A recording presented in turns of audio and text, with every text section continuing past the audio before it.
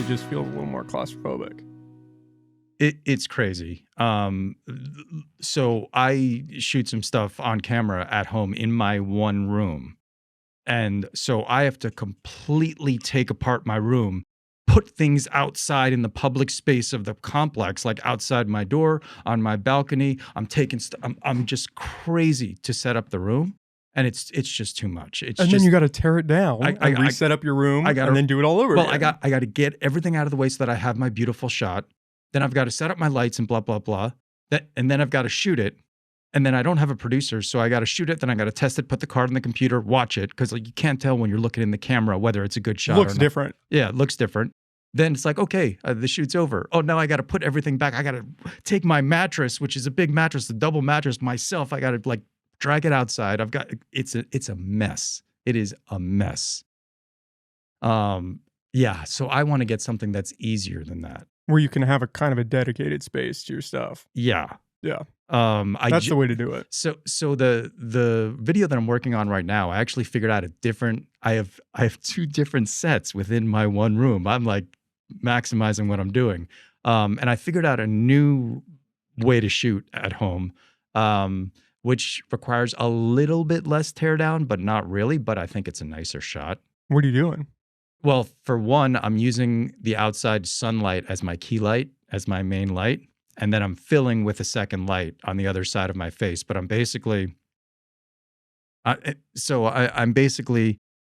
so this side of my face is bright, then from the outside light, then this side has light coming in there. But the key thing is that my back is not parallel to a wall. My back is facing a corner. So you have the perspective going like this behind me. And I think that's visually attractive when other people do that. Like, so you'd have a little more depth in your shot. There's much more depth. There's stuff out of focus because I'm in focus. The stuff behind me is dark and out of focus, but you can still see it. And I think it's a more attractive. What I've been doing previous to that is close the blinds and use only artificial light. But I think this sunlight thing is actually better. I think natural light looks better. I've been trying to figure out how I can get a little sunroof or something set up in here so that it'd be a lot of work, but I think it'd be cool. Yeah. And sunlight can look really nice. Now it's not as dark in the background as it is with when I use only artificial lights, because only artificial lights I put you know what barn doors are? Yeah, right. You have barn doors. Yeah. So instead of barn doors, because I'm using a clip shop light, I basically put cardboard around the light. And so the cardboard has a lot of length to it, extending out. I have like a foot of length. So I'm creating a light tunnel that's just projecting onto me. And so it's barely getting to the back wall at all. So I'm like too focused. Yes. So I'm bright and the back is dark.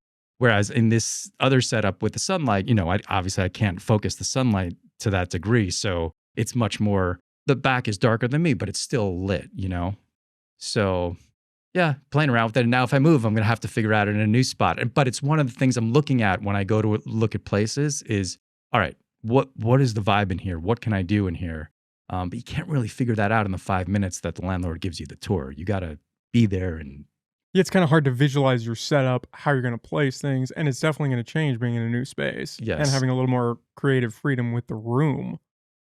It's all important. It's all important. And it's a changing game. I kind of love that process, though. I love it constantly tweaking stuff, being like, this doesn't look great. Oh, I need to change this. I need to get some better lights in here. I like that. But this setup that you have right now, I mean, you've now been on this for a while. I mean, this is the same basic setup as last time that I was here. Did we have the curtains when you were on this? Yeah, I think you said I was the third guest with the red curtains. Okay. So, curtains, I've got some ideas. I'm going to start changing things moving forward. Oh. This is pretty much the same setup, though, that I've had since I've been in this building. The biggest change was the desk was over here and the table was actually this way instead of this way. Okay. So we were sitting across from each other and then the TV was on that wall instead of this wall. Okay. So I switched all that around, threw up the curtains.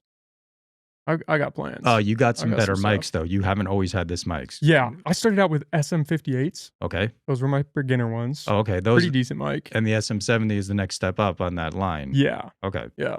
So thanks for the tips about the mic. So Did you get it? yes. Okay. So it's funny that you brought up the preamp, and I'm like, no one else was telling me about this. The next day, I had the same conversation with another video producer. I'm like, hey, I'm thinking of getting the SM7B. He's like, you need a preamp for that mic. It's like the same. I'm like, all right, 2 people consecutive days have told me the same thing. Apparently, I need a preamp for this mic. I didn't know that. But so I got a FET I think, what That's you, what I had. Yeah, I think that's what you said in the email. So I recorded. Now, some of the audio came out distorted. I think because I was like talking super like on top of it. Mm-hmm. I'm not sure why. I got to work on that. Maybe just see, the problem is I can't, like, I have to look at the camera when I'm talking. I can't monitor levels. So it's hard.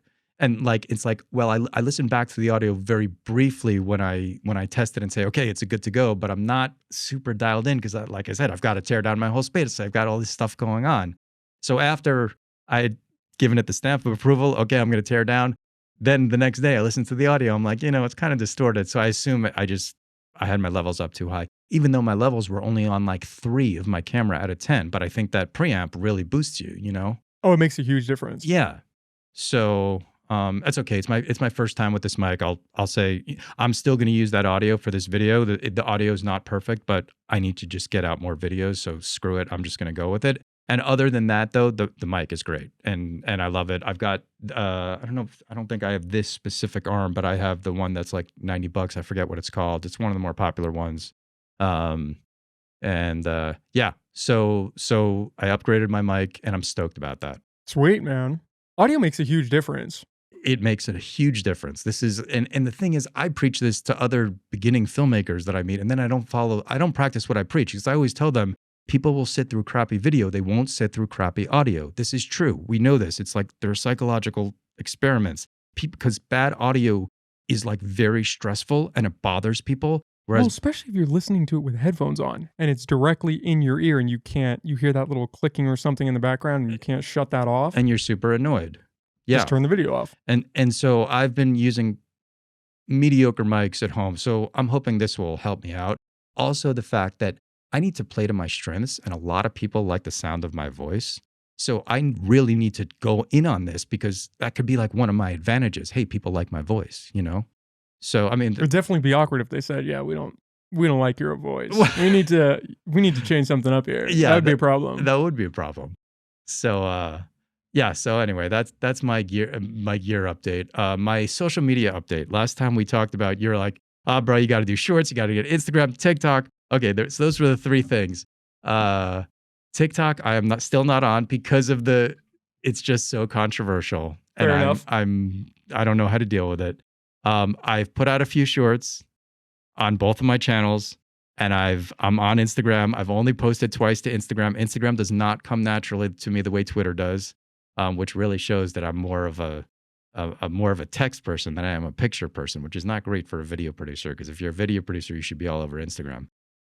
But at least I'm on it and I'm figuring it out, and that's a big step. It's a hard thing to overcome, just the creating short form content like that. At least it was for me. Dicing up videos, trying to keep everything in context and not take people out of context. That's huge.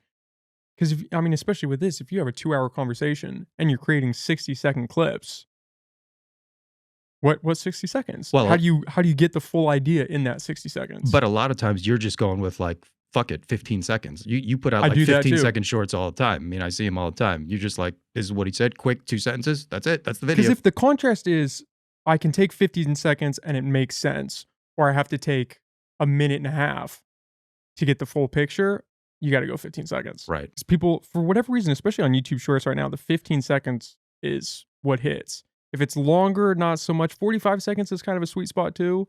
But anything over that, and on YouTube you can only go 60 seconds. Right. I think TikTok you can go to 10 minutes now. Oh. But I haven't tried that yet. But you're doing the same videos across all the platforms. So if one of them limits you to 60 seconds, you're not going to make something different, right? Yeah, I haven't started branching out to where every piece of content on each platform is unique. I try to set it up so that if I post this one thing on Facebook this day, I don't post that to YouTube or TikTok that same day. I'll wait a day or 2. You were telling me that. But sometimes time just gets away from you. You're like, I gotta just post. I just gotta put it out there. But was Andy doing all that social media for you before? No. All Andy did, shout out to Andy. He's listening. I don't think he's listening right now, but he was awesome. Great guy. He just controlled the camera switching and he would monitor the audio levels for me. Everything else was all back end, me just hunched over a computer like midnight, cranking stuff out. Okay. But we had a good dynamic going. It was fun having him in studio, especially to pull stuff up like we were talking about. Yeah. If we were talking about something controversial or if we needed a stat, he could pull that up on the monitor and then we could all look at it. Nice. Makes a difference. Yeah. Having a team around you definitely is beneficial in a lot of ways. And also you probably just were able to, even like beyond the technical stuff he was doing, you could just like bounce ideas off him, talk about it. You know, sometimes when you're out on your own, it's like, why am I even doing this? Like, is this even worthwhile or am I slaving away for no reason? Then you have another person who's like, hey, dude, we're doing awesome. This is great. You're like, oh yeah, well, this is awesome. We're doing great. You know, because I've had so much experience just being all by myself and like, you know, basically thinking just that, like I'm slaving away. Like this video just bombed. Like, what is it all for? What's going on? Then when you're with someone else, you've got a dynamic going on. You pick each other up. You know, you keep going. You know, so. Well, especially if somebody says something crazy, I could just look at Andy and be like, what is happening right now? And then we'd laugh and then we'd get back to the conversation. And that was like a fun dynamic to have. Oh, well. Yeah. Nice. The tunnel vision thing is a problem when you're creating something alone, like you're talking about, especially where we're doing this thing and it's kind of separate and you go in and you're editing and you're creating your video. You're not bouncing any ideas off anybody. You're saying, okay, I think this will work, hopefully. And then you're not going to know until you put it out there and hopefully it gets some traction or it flops. Right. That's your only metric. But you're doing pretty well, dude. What are you up to? 800 subscribers on YouTube? I don't know yet. Yeah, something like that, maybe. Something like that. High 700s, maybe. Yeah. So steady progress. Are you getting close to 4,000 watch hours? Are you going to be able to get monetized or? Yeah, we're working there. The subscribers is the challenging part. I only had 100 subscribers for the first 3 years. Wow. I think, actually, let me rephrase that. I think it took me 3 years to get the first 100. And then I think I've gotten the rest of them in the past 6 months. Wow. Yeah. All right. And you're definitely having some videos that have a lot of comments. Some shorts, some stuff on Instagram that I'm seeing. You're definitely having the select videos that get a lot of, you know, people arguing. People arguing. Calling each other names. Yeah. No, but oh man, the TikTok comments are ruthless. Worse than Instagram. Worse than anything I've seen. People will just say whatever in the TikTok comments. YouTube, they can be a little funny. Instagram kind of gets dicey sometimes too, but TikTok is just people going at it. Dude, right after our last episode, you had the mask short about you running around town and people telling you to put on a mask. But when people responded in the comments, you jumped in and you started throwing haymakers. But I thought you were like, oh, above it all. You were telling me, oh, don't get bogged down in the comments. I go home, I see you throwing haymakers about masks. I'm like, dude, this is not 2021. Let it go. Come on, man. It's such a weird one. The mask thing is still so weird because people are holding on to that with a death grip that they just want to ride that thing until they go under.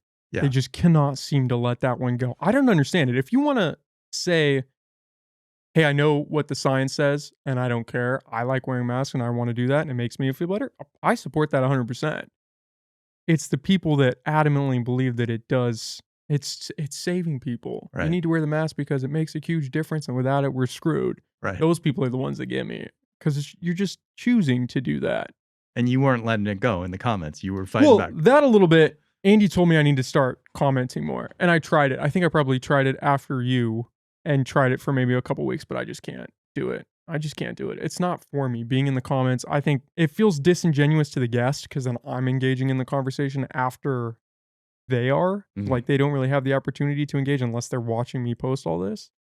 And I couldn't really get over that. So I've kind of stepped back. I don't really comment anymore. I tried it. I gave it a solid month.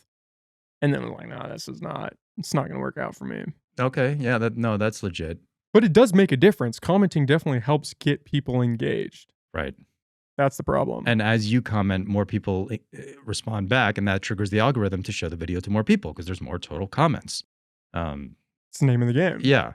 So I mean, yeah, either way is fine. By the way, I like your little I don't know, your sign, your glow sign right there.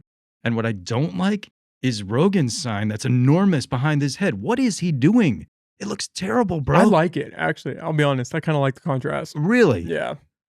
See, I think it distracts from that is a subtle, nice branding on the side. The thing with Rogan is that It's like the whole background. and it makes the sign the star. He's supposed to be the star.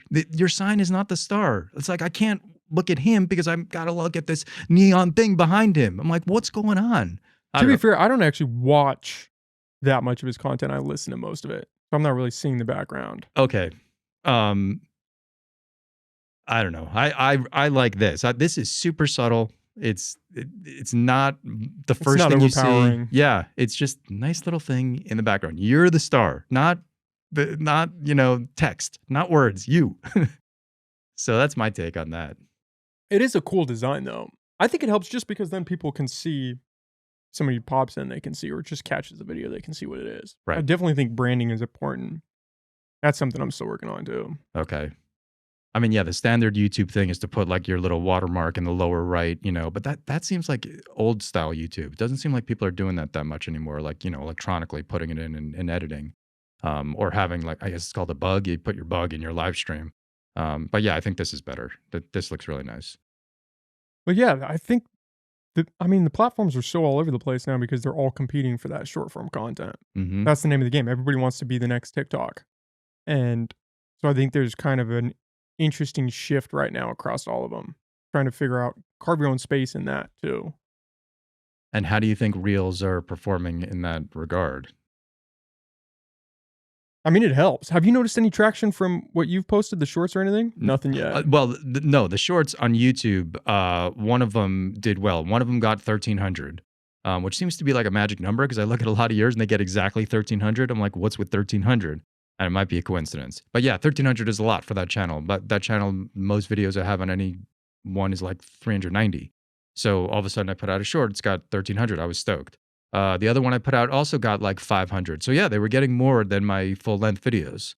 I don't know if they really got me any subscribers. They didn't get me any comments, but at least people were seeing them. And the average view duration is about, they were both like 58-second videos. And the average view duration was in like the high 20s. So, 50%, not great, but better than some other videos I've made. So yeah, I think it's worth my time. I'm going to keep doing it. So those were shorts that I made for videos that had already been put out. This one that I'm working on right now, so now I'll stay current, where I'll put out the full length and then I'll figure out how to chop it, and then a couple days later I'll go with the short form. I think, how often are you posting? Is it fairly frequent or pretty? Very infrequently. The video I'm working on right now is for my journalism tutorials channel, which I haven't produced a video in 2 years for. So you get killed. I mean, the algorithm. That's the killer. You see, the thing is, you put out constant content. You do what the beast wants, and so that's one of the reasons the algorithm is going to be much more favorable to you than me. But first of all, I have 2 different projects going on simultaneously. I'm both a news reporter and I'm trying to do these journalism tutorials, which is hard to create videos on both with any frequency. Plus, each video that I make is super complicated. So even if I only had one project, I wouldn't put out much content. So these things are all problems. And I know it because the number one thing that's going to decide whether the algorithm shows you the video on YouTube is, have you watched this person's video in the very recent past? And what did you do when you watched it? Did you stay on or did you click away? If you watched someone's video in the very recent past and you gave it at least a little bit of time, if that person puts out something 3 days later, it's showing up on your homepage. It's showing up in your suggested. It's going to be there. But by definition, no one has watched me. Well, not by definition, but very few people have watched me in the recent past because I put out a video every 4 months, and that's a problem. Well, that's the hard part about actually being involved in the news is you have to put in the work behind to make a good story. Like your production value is insane. You're putting a lot of work into that. And so to crank one out every day or every 3 days would be insane, especially as a one-man crew. It's not going to happen. I don't know how to get around this. I don't have a solution to it. It would also be nice if my videos, because I'm so hyper local centric, like I don't know that anybody outside Humboldt County would care about my Humboldt County news stories. That's why I have this other project, which is just generic teaching journalism. Anybody who's reporting news in English, it could benefit on TV, you know? It's not limited to Humboldt County at all. Like, I'm not trying to target Humboldt County. It'd be great if people here watched it, but, you know, it's just for beginning news reporters, you know? Um, Is that the channel that you'd like to focus more on? Is building out that and kind of building up these series of how-to videos? it's the channel that I think can actually become successful and possibly make me money, that I have a clear vision for. The vision basically is that, well, so for background for people who are not following this, so I have a channel in which it's called, the name of the channel is TV News Writing Tips, where I give tips for TV news reporters how to write better stories. Because it is one of the easiest and fastest ways for people to produce better stories. If you watch the news reports on Redwood News, North Coast News, the local TV stations, where all the reporters are basically new, the stories are terribly written. And so a lot of the value of their stories is lost and degraded, because even when they have interesting information, even when they have something that could go like Humboldt County viral, the power of the story is completely lost because they don't know what words to say when they're recording their voice track. So, and the thing is, you can get better at this without spending any money on cameras. You don't need any new lights. It's a knowledge thing, right? It's a skill that is not dependent on gear. And you can get better pretty quickly because my approach to it is all rules based. I'm telling you rules of writing, and then I'm showing you how to write scripts that apply those rules. So you don't have to have amazing amounts of talent just by following my rules that these reporters are not aware of, and that when I started my career, I wasn't aware of, but now I am. Just by following my rules, you can get much better. So one of the visions that I have is that, okay, people will start discovering me. They'll start watching my videos. And then the way that reporters get jobs and get better jobs as they move from one market to another is they produce what's called a reel. When you're a TV news reporter, that's just your best work that you put together into a video. And that's the thing that the guy at the next job is going to watch. That he's going to watch your video. He's going to see whether he thinks you're good looking, whether you have a good personality on camera, whether the stories you produced were informative, whether they're well written, whether they're edited. But it's basically this like condensed portfolio. So you send your reel, which is like a 5-minute video, to the job you're trying to get. And that's more important than anything else about you. I mean, when you're working in TV news, that's what's going to get you the job, is your reel. I mean, yeah, they'll check your references, maybe make sure you're not a total punk, but more or less, it's all about your reel. So my vision is, if I can start getting an audience, eventually I'll start telling my audience, hey, when you're producing your reel, send me your script and I'll edit it for you and I'll rewrite it and I'll send it back to you. And that's the story that you'll put on your reel. That's the story that you'll broadcast on TV that day, but that's the story that you'll put on your reel so that you can impress the next person you're trying to get a job with.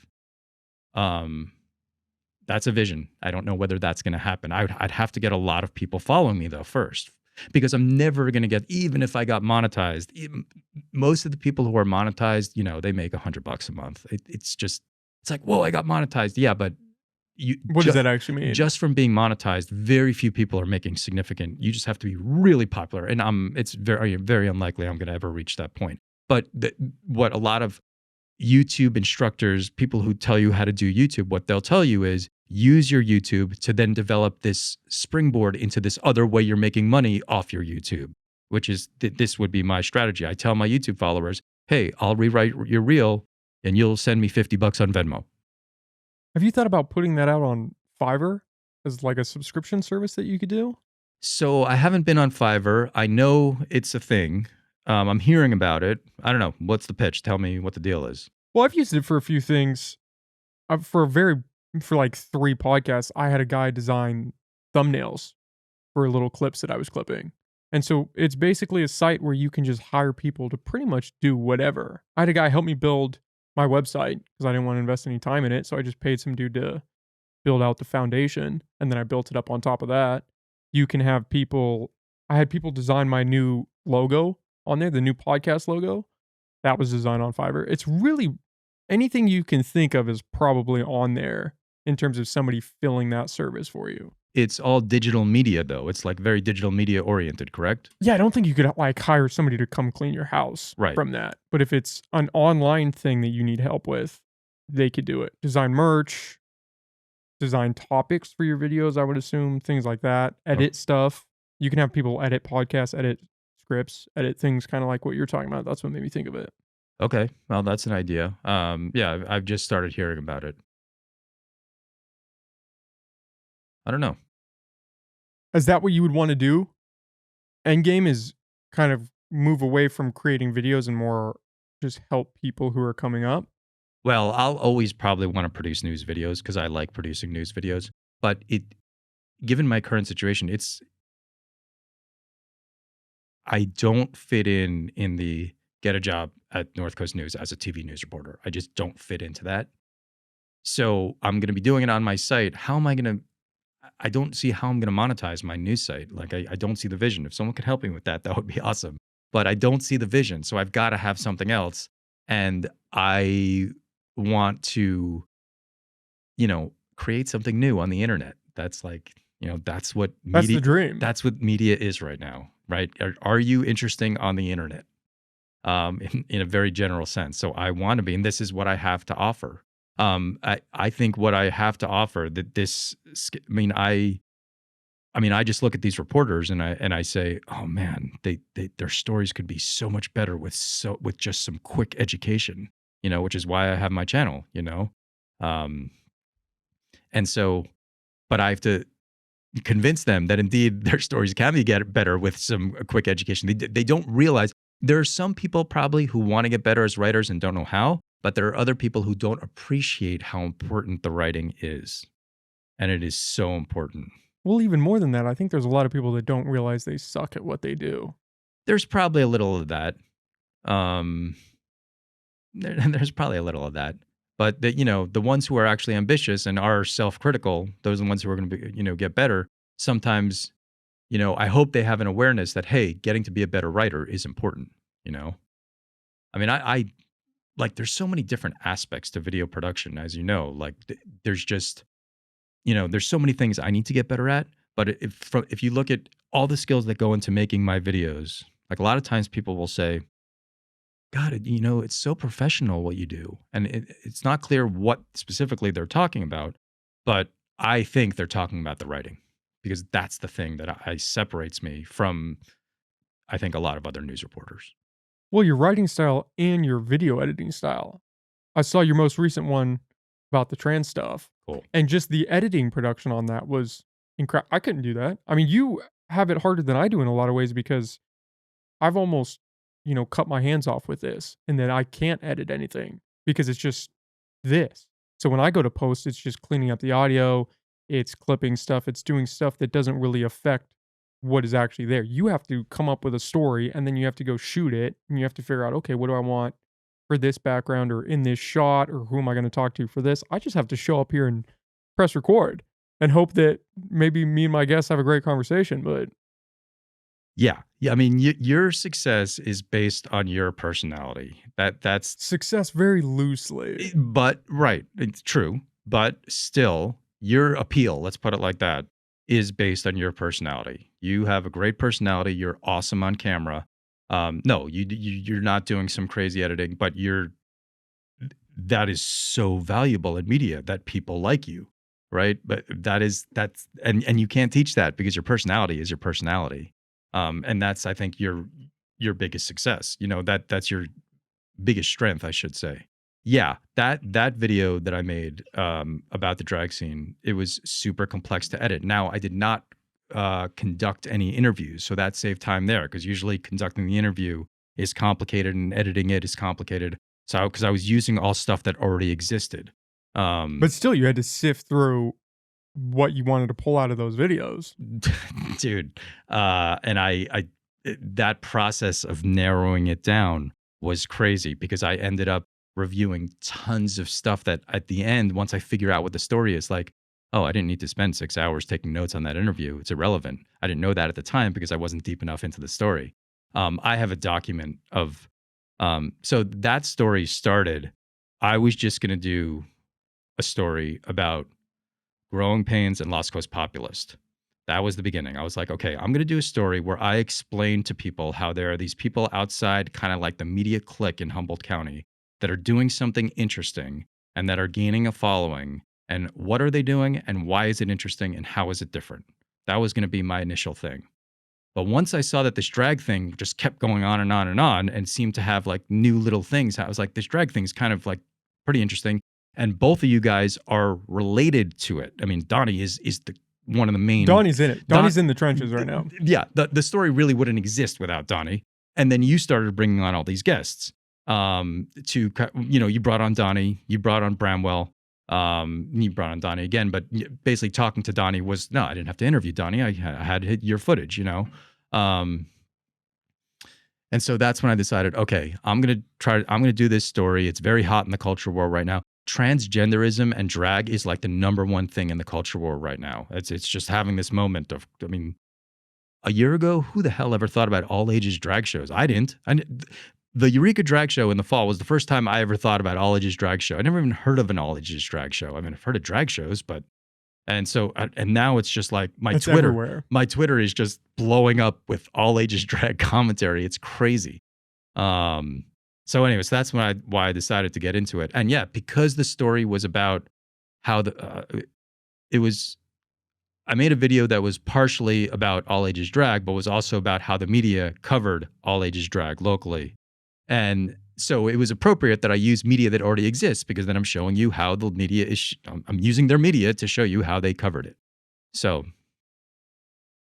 Were you worried about diving into that rabbit hole and covering that story?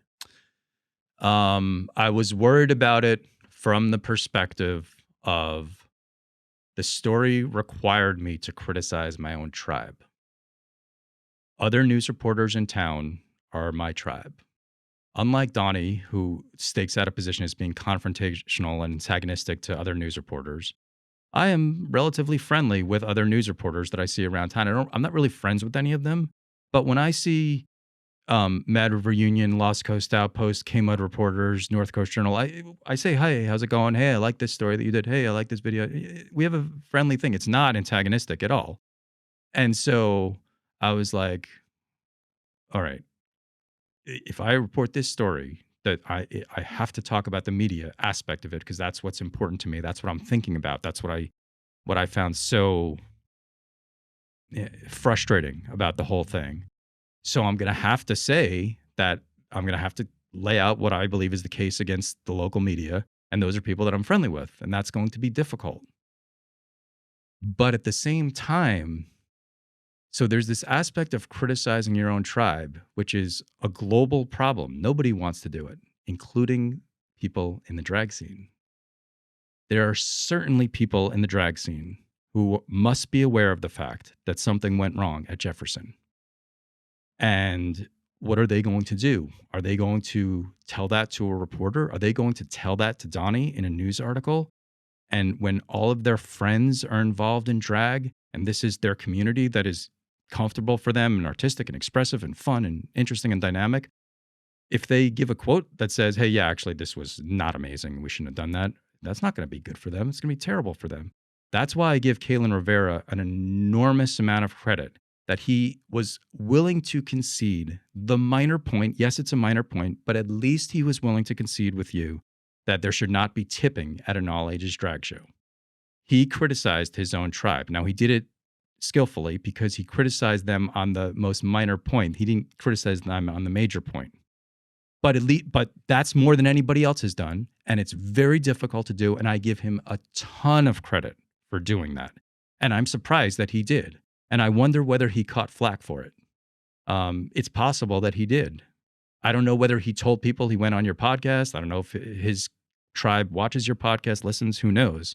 But it is very difficult to criticize your own tribe. I was super nervous about that aspect of it, of criticizing the media. I think you're asking me, when you asked me this question, I think you're referring to just getting into the whole transgender, just the general anger and culture war stuff. No, I'm very confident and secure in my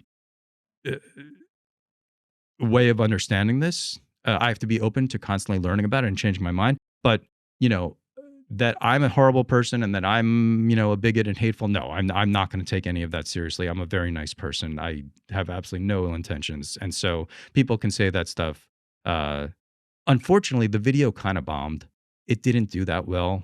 Some people watched it, some people shared it, but basically the people who shared it were all people who knew the details of what had occurred anyway, because they were already very angry about it. They're consuming alternative media. They're reading Lost Coast Populist.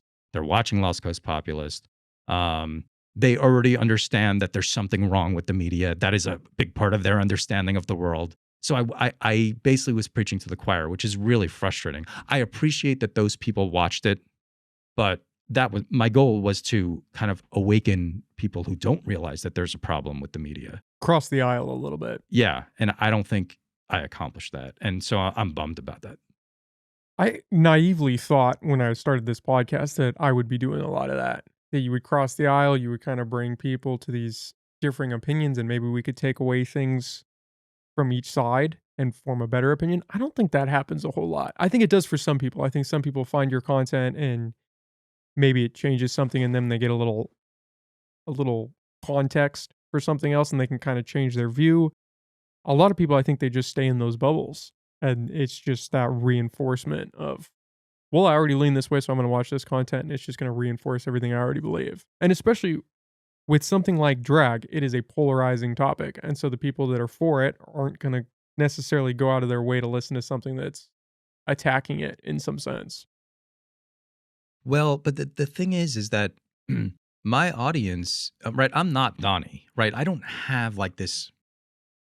Donnie's going to attract a certain type of audience. I mean, I shouldn't say that because I'm not really. Yeah, I guess that's not fair. I shouldn't pigeonhole him like that. Well, you could say that him and his audience are being typecasted in a certain way, and you could agree with that or not. But that's what's happening, especially with the local media, is there's a branding that is being attached to Donnie and to Lost Coast Populist. Yeah.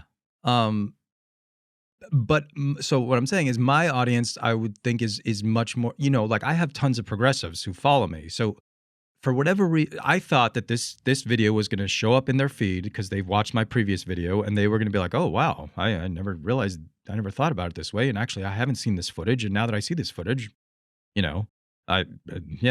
kind of is a problem, and that didn't happen. I'm not sure why. It did very poor. It's had a slow trickle. It's never stopped.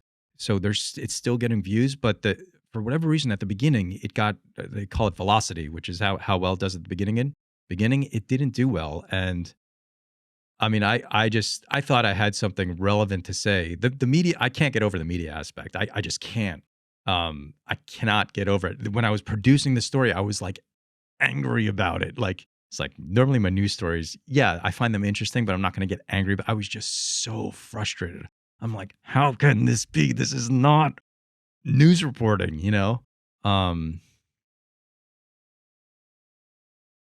And that sort of reporting. And the other thing that I was hoping to do was to kind of be the person that says, hey, the emperor wears no clothes. Like, hey, you guys need to report the news on this story. And so that in the future, that I would basically kind of, to a certain extent, shame the local media into changing how they report this ongoing story, because now they see that there's a watchdog. And when Lost Coast Populist is the watchdog, you can demonize Lost Coast Populist very easily, much more easily than you can demonize me, because I don't have that branding attached to me that Lost Coast Populist does. So I thought I was going to be able to shame them into, just report the news honestly. The early returns are that has not occurred. The North Coast Journal's article, which you probably read, they had a big front page article about the local drag scene. And,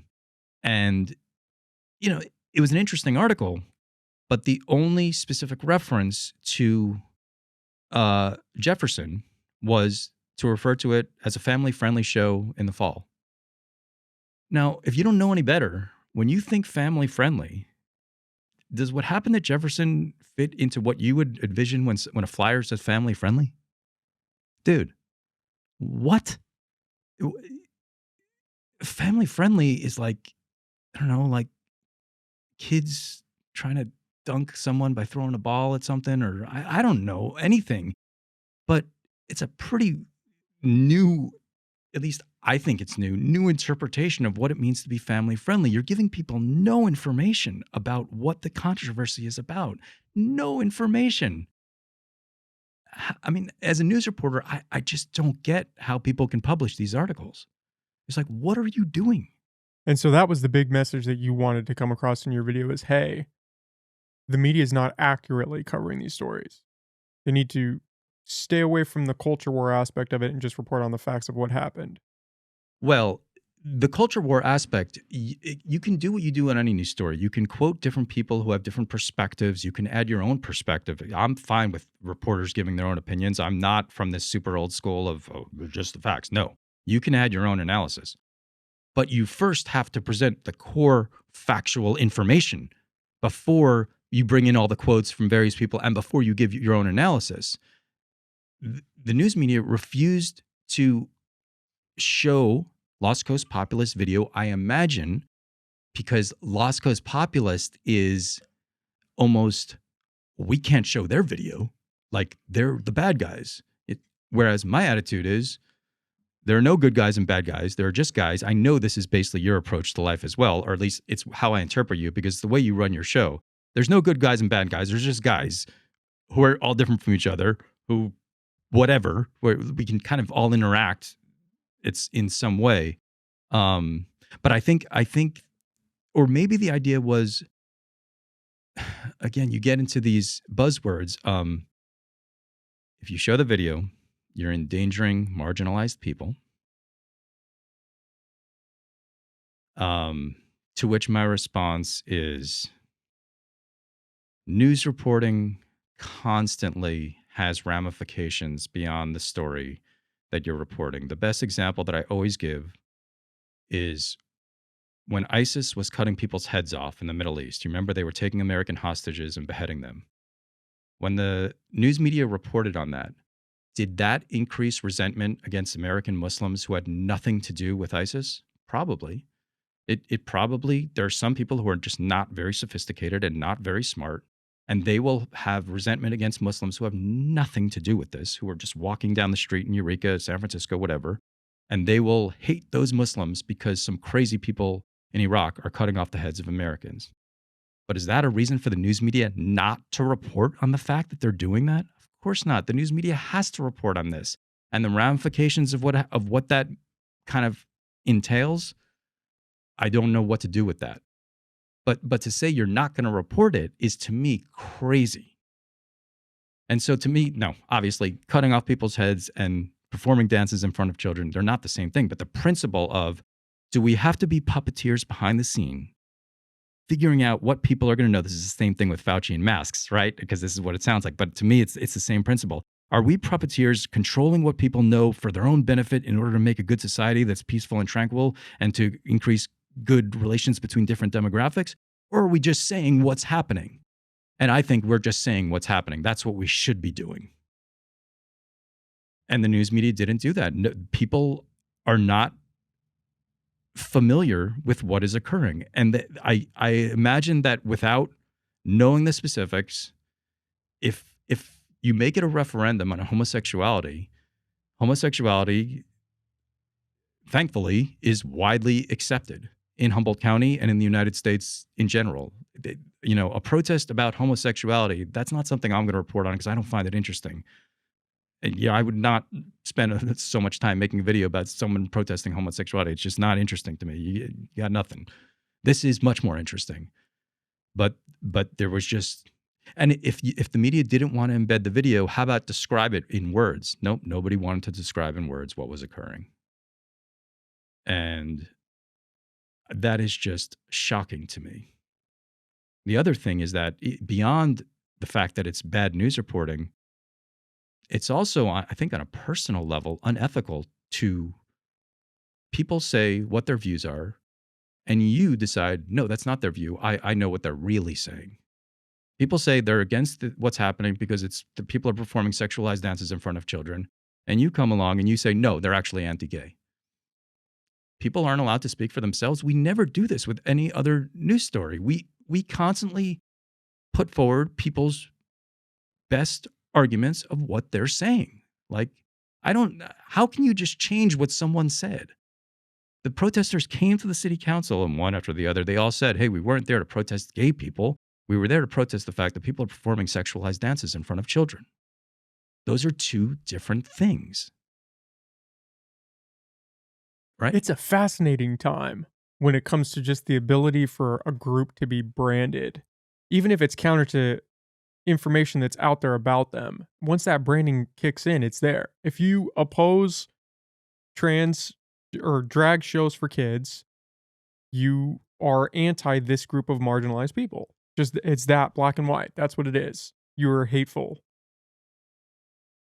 Yeah, and there's But isn't that crazy? Just no context on who you are as a person or what you might be actually fighting for behind that. Just if you do X, you are now Y. Yes.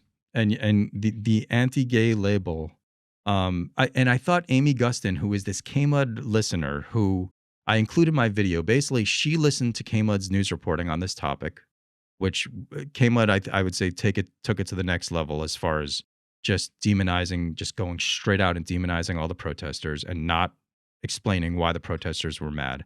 And because KMUD has this space on their station for community comments where listeners can comment on stuff, she went on their radio and said, hey, KMUD, I listened to your story about these protests, and you told me that it was all about being anti-gay. And then I watched the video of the event that the protesters were angry at, and the protesters have a good point. Why didn't you tell me that in your news story? Why didn't you tell me that actually, yeah, people are performing these sexualized dances in front of children, and that I find that weird. This is her talking. And you told me it was all about being anti-gay, right? She had like such a straightforward commentary. It was very good. Like, props to her. And yeah, she summed it up. And so my question is, how many other people are there in Humboldt County where if they see the video, they're going to be like, well, wait a second. The hateful anti-gay people have a good point. But the news media never empowered people to get to that point because they wouldn't show them the video. It's just so crazy. I don't know. I'm ranting. Well, I think that's why people are so uncomfortable with aspects of the news nowadays, is because they are not just these people who are taking facts and maybe flavoring it with a little bit of personal interpretation and giving it to the public. They're now the decision makers of what is and what is not news and what is not the truth. And they have that power. And so if you're just watching CNN or Fox News and they don't counter with the other side's story, you just get funneled into this one way of believing and just this one way of thinking, and that everything that now comes down through this funnel is true. And anything counter to that must be fake news, because otherwise X news network would have covered it. It would have told me about it, but they didn't. So is CNN and Fox News your main? I mean, those are just my go-to, because you could watch CNN and then watch Fox News and it's going to be completely different. You're going to have a completely different perspective of what went down for whatever topic. Those are just the two easiest ones to pick on. Yeah. Yeah. I mean, there is a lot of that. I mean, I think we talked about this last time. In general, I'm much more a fan of the mainstream center-left media than you are. But I think that, and one of my favorite commentators, after our previous episode, he put out a Substack on this, a post, and he basically crystallized what I think. And basically what he said is, all right, yes, ignore the mainstream media when it comes to the culture war, when it comes to race, transgenderism, drag, immigration. Yeah, on all of that, ignore the mainstream center-left media. You cannot trust them at all. Police brutality, Black Lives Matter, none of that. Just don't consume them. You'll be dumber for consuming them. Get your news from alternative sources. But for everything else, they're really good. So if you're trying to figure out why there's a toilet paper shortage during COVID, that's not part of the culture war. You can read the New York Times. The New York Times will investigate that and will explain to you the background of the supply chain of toilet paper and will give you a very good explanation. If there's some disaster, if there's a hurricane and a bunch of people, if there's a tsunami in Asia, right? And you want to basically understand what's going on with the relief, read the Washington Post. They'll be great, right? Just ignore them on the culture war. That's basically his message. But the problem is that's all they're pushing right now is culture war stuff. That's all we're getting. And I mean, if you want to extrapolate that and talk about what's going on with Ukraine, how much of that is BS that's being funneled to each party, that they're just trying to put their own little flair on it? Well, the culture war is where the energy is and where people get most agitated. But I mean, come on, the mainstream media, the big newspapers, the legacy media, the LA Times, the Washington Post, the New York Times, they're still publishing a lot of stories that have nothing to do with the culture war. If you look at their front page, it's not all culture war all the time. It's a lot of what I'm talking about, just news reporting that's not going to have such a blatant progressive conservative Bend to it. breakdown. Yeah. Um, so I do want to say that because I am not, as I told you before, there isn't like an alternative to the mainstream media to get your core information about the world. They have the most resources to give you the main information. I still believe that. But I know that you on the culture war stuff, it's getting out of control. It's really bad. So you have to find people that you trust who are, and I have tons of these people in Substack. Huge. I'm just following new people all the time. Well, and you have a little more balanced perspective. And I would assume that some of that comes from you were around a little bit before it just devolved into that chaos of culture war fighting. That's pretty much what I've grown up in, is seeing that. So I think I'm a little more jaded because I never got what the news was. You know, tuning in at 6 p.m. and you're going to watch Walter Cronkite or you're going to watch so and so deliver the news to you and you're going to figure out what's going on in the country. From the time that pretty much I was really paying attention, it's just been just this food fight in the cafeteria of both sides going at each other. And to what end? When did you start following the news? I started diving into it probably around the 2016 election. That's when stuff started to become apparent to me that, oh, maybe I should be paying attention, which is around the time I graduated. So pretty much after high school, when you're kind of thrust into the world and you almost have to pay attention. And then even more so during COVID, because I started seeing things and I was like, what is happening right now? Nobody's steering the ship. And if I can recognize that, we have a problem because I should not be paying attention enough to know, hey, we need something else because this isn't working. So pretty much the past, 8, 9 years or whatever. But really more so COVID, I think, was what really got me invested in politics and watching the news and trying to figure out, okay, what is happening? What's going on right now? Why do you think that um, the media has taken this downturn from the days of Walter Cronkite to right now with the problems that you're talking about? Why is this happening? I don't know. I think social media is an easy target to hit because social media almost fuels that because you can get the clicks, if it's polarizing, it'll sell. And so I think some of that is there, but I don't know. I mean, is it just that we have devolved this way as a society that part of me wants to believe that things have gotten to a point where it's relatively good or okay for most people. We live in a country that comparatively has a lot more comfort than other countries. And so I think that with that comes this natural instinct to start focusing on whatever is wrong, no matter how small it might be or how prevalent it might be only in certain areas or certain times. And we blow that up and we make that our biggest issue because we want to fight for something. Everybody wants to have a cause, everybody wants to be working towards some goal. And the culture war aspect kind of feeds into that. Because if you hear people are anti-gay and trying to take transgender rights and trying to do this stuff, it motivates you. If you're like, oh, if you're a caring person or you get branded that way, you want to fight against that. You don't want people taking over and eliminating rights for a whole group of people. You don't want the fascists rising in power, which that word gets thrown around so much today.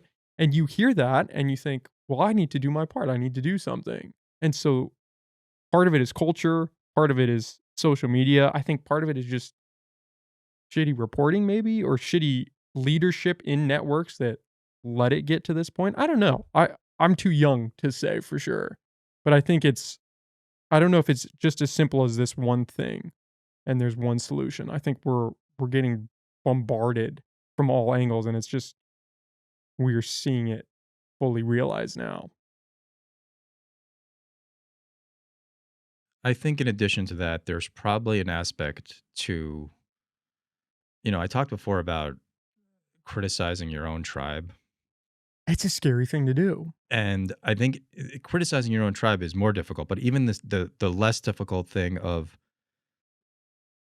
offering a perspective that is kind of outside what the other people in your tribe are doing without actually criticizing them, just giving your own opinion and having it be different. Um, and I think the media takes cues from other people in the media.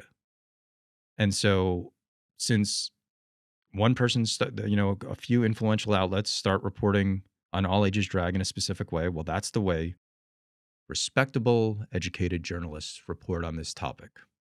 Um, and part of my video was to say, no, that is not the way respectable journalists report on this topic. That's a disaster, and we need to do it a different way. Now, people can justifiably respond to me and say, "Well, who are you? I mean, you've got barely no audience," and that's true. But that's why I included that thing about the New York Times in my video, so to give people the background. The New York Times. See, this is the thing about the culture war. We say how awful the mainstream media is, and frequently they are, but they also do good work while they're doing bad work, right? The New York Times put out a series of articles about the controversy over transitioning children to the opposite gender. It was stellar reporting. It was detailed. It brought in all these perspective, all this analysis, all this information. The progressive activists predictably slung all the slurs at the New York Times: transphobic, hateful, bigoted, endangering people, all the standard stuff. The New York Times responded with a quote, which I document in my video because I just want other news reporters to hear this. And the New York Times said, their quote was, "We recognize that the activist advocacy mission and the Times journalistic mission are different. Our journalism strives to explore debates in society to help our readers understand them." End quote. That is so awesome that they articulated that ethos in response to progressive activists getting mad at them. They had done nothing wrong. Not only had they not done nothing wrong, they had done an amazing job that really only the New York Times can do because they have the resources and they have people who are very smart. Even if they're ideological, they're very talented news reporters, and they can put out this incredible reporting, and they stood behind it. And when they put out that quote, for a lot of people like me, the people I follow on Twitter, where we're kind of like annoyed with the media, like that was the day where we were like, holy shit, New York Times. Yes, go New York Times. You're killing it. Yes, live by that ethos. Don't back down. This is great. So yeah, if Humboldt County media is not going to listen to me, okay, I understand that. But please listen to the New York Times. You probably, respect the New York Times if you're reporting in this way and you're a decent reporter. So, do you think they want to do that though? Do you think that local news organizations want to invest the resources and the time to try to build what something like the New York Times has? Or do you think they're just in it to try to get the clicks, to meet the bottom line, to get the advertising, to not piss too many people off so that people keep reading? Well, I mean, most of them are trying to make a profit, but I mean, the Lost Coast Outpost does incredible reporting all the time. I mean, again, this is where I depart from Donnie. Donnie is going to tell you the logo sucks. I'm never going to tell you that. I'm going to tell you on this one story, they got lost.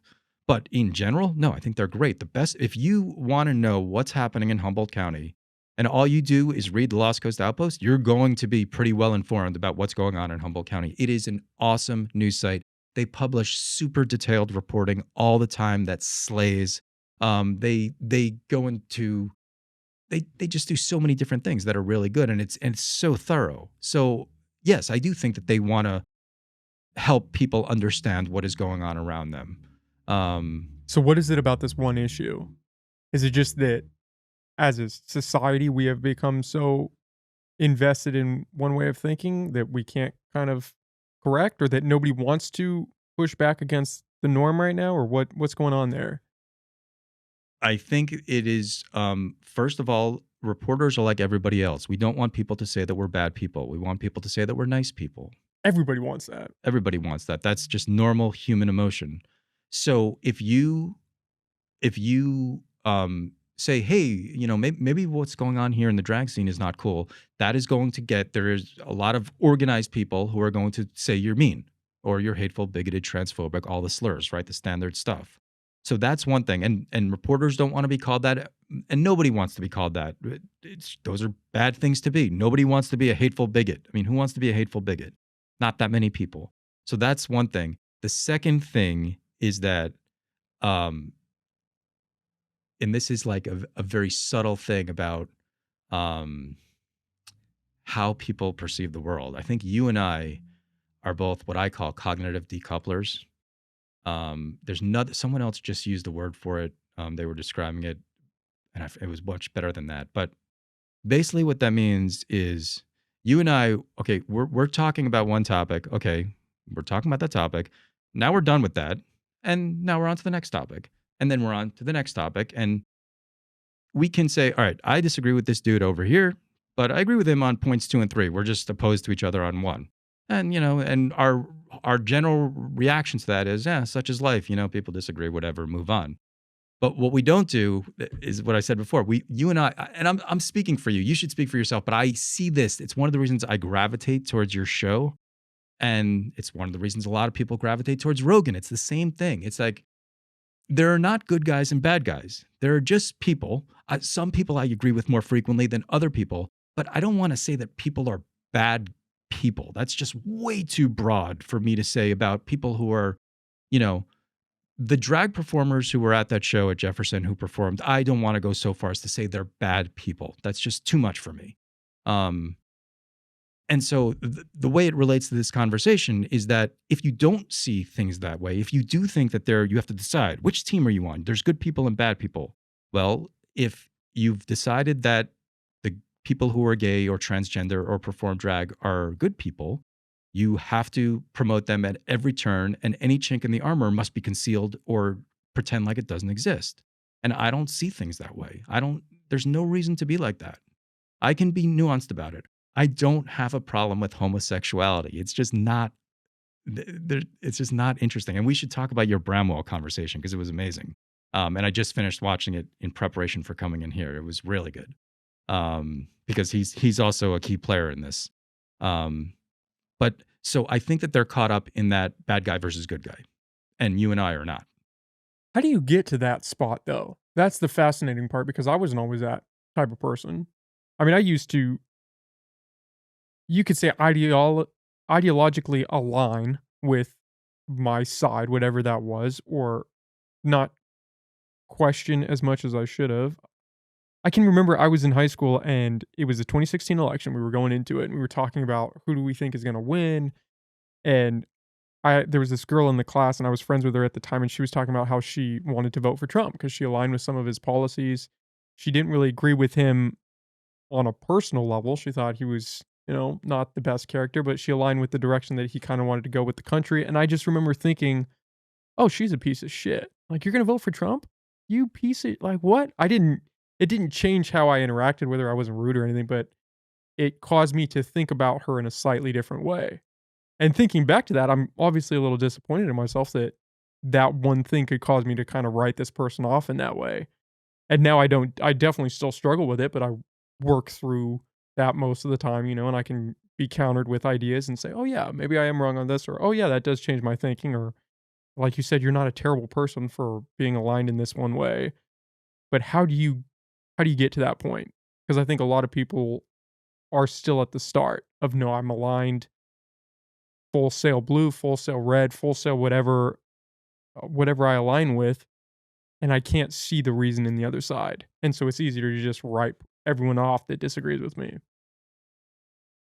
I don't know how someone evolves to that point. For me, I think it's a basic part of who I am. From the beginning, you were that way. I've kind of always been this way. In general,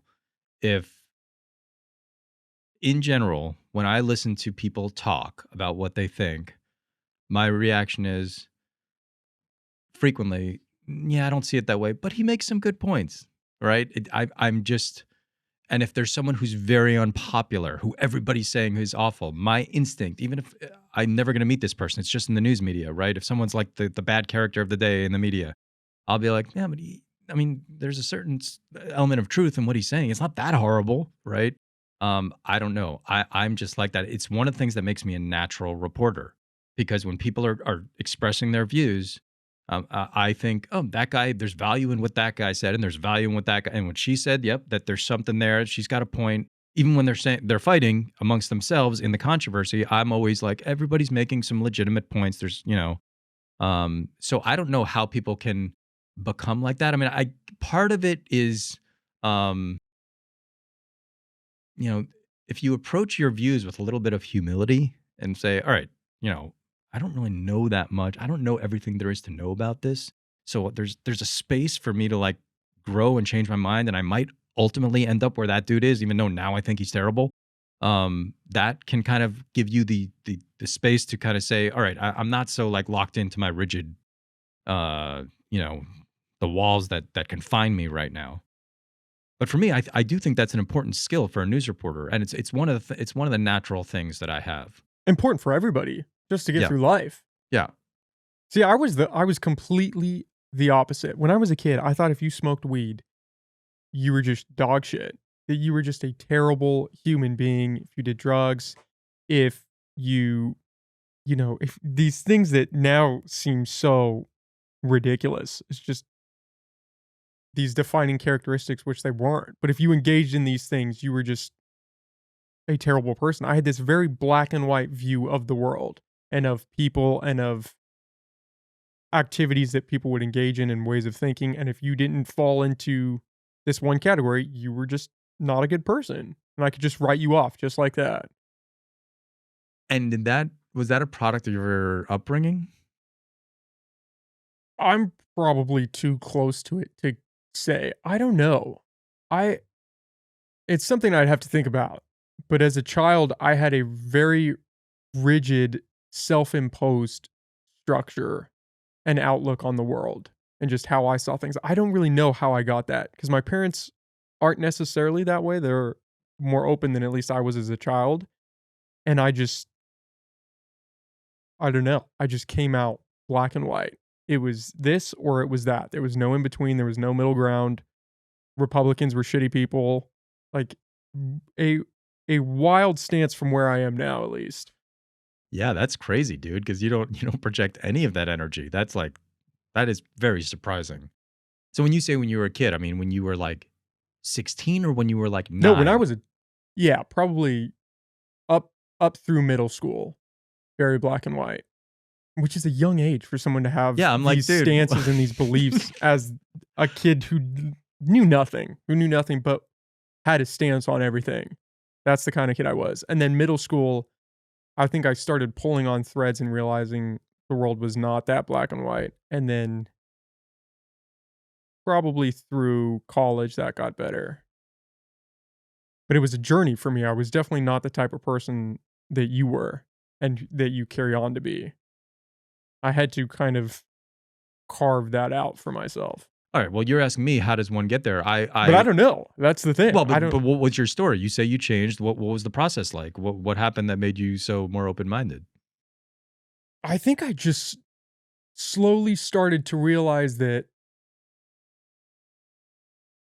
a lot of it was bullshit.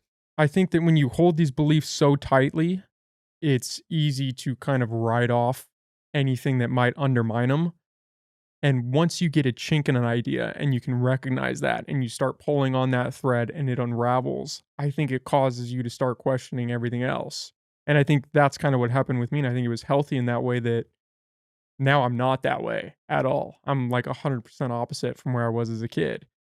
But I think that can be dangerous too, because I think people start unraveling and then they go a little too far. And then everything is a conspiracy. There's 5G radiation that is giving people COVID, and you can get a little sideways. That's why I'm curious, how do you start from where I was and get to a place where we are now without going too far?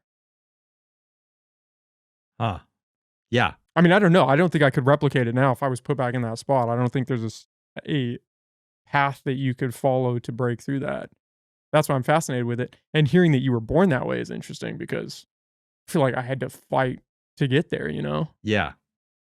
Yeah. I don't think I've heard someone talk about their evolution. Although people, what is it that people talk about being red pilled?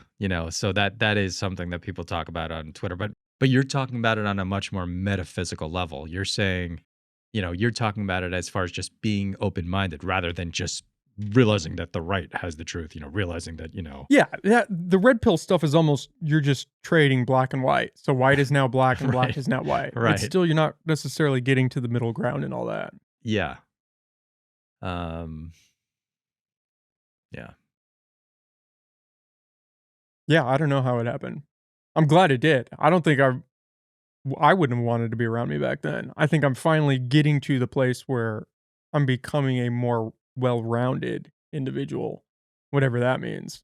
Well, dude, I mean, okay, you brought on, I mean, how the hell did you do this? You brought on Kaylin Rivera, Bramwell, and Donnie.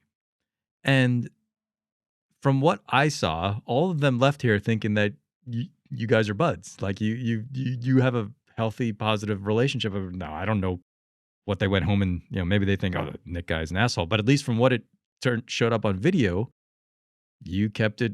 It was great. And I mean, that's awesome. I mean, dude, the value that you brought in having these long form conversations with those people was incredible. I was thinking during the course of, before, I didn't know you were going to bring on Kaylin Rivera, right? The video shows up on my homepage and I see who you're talking to next, right?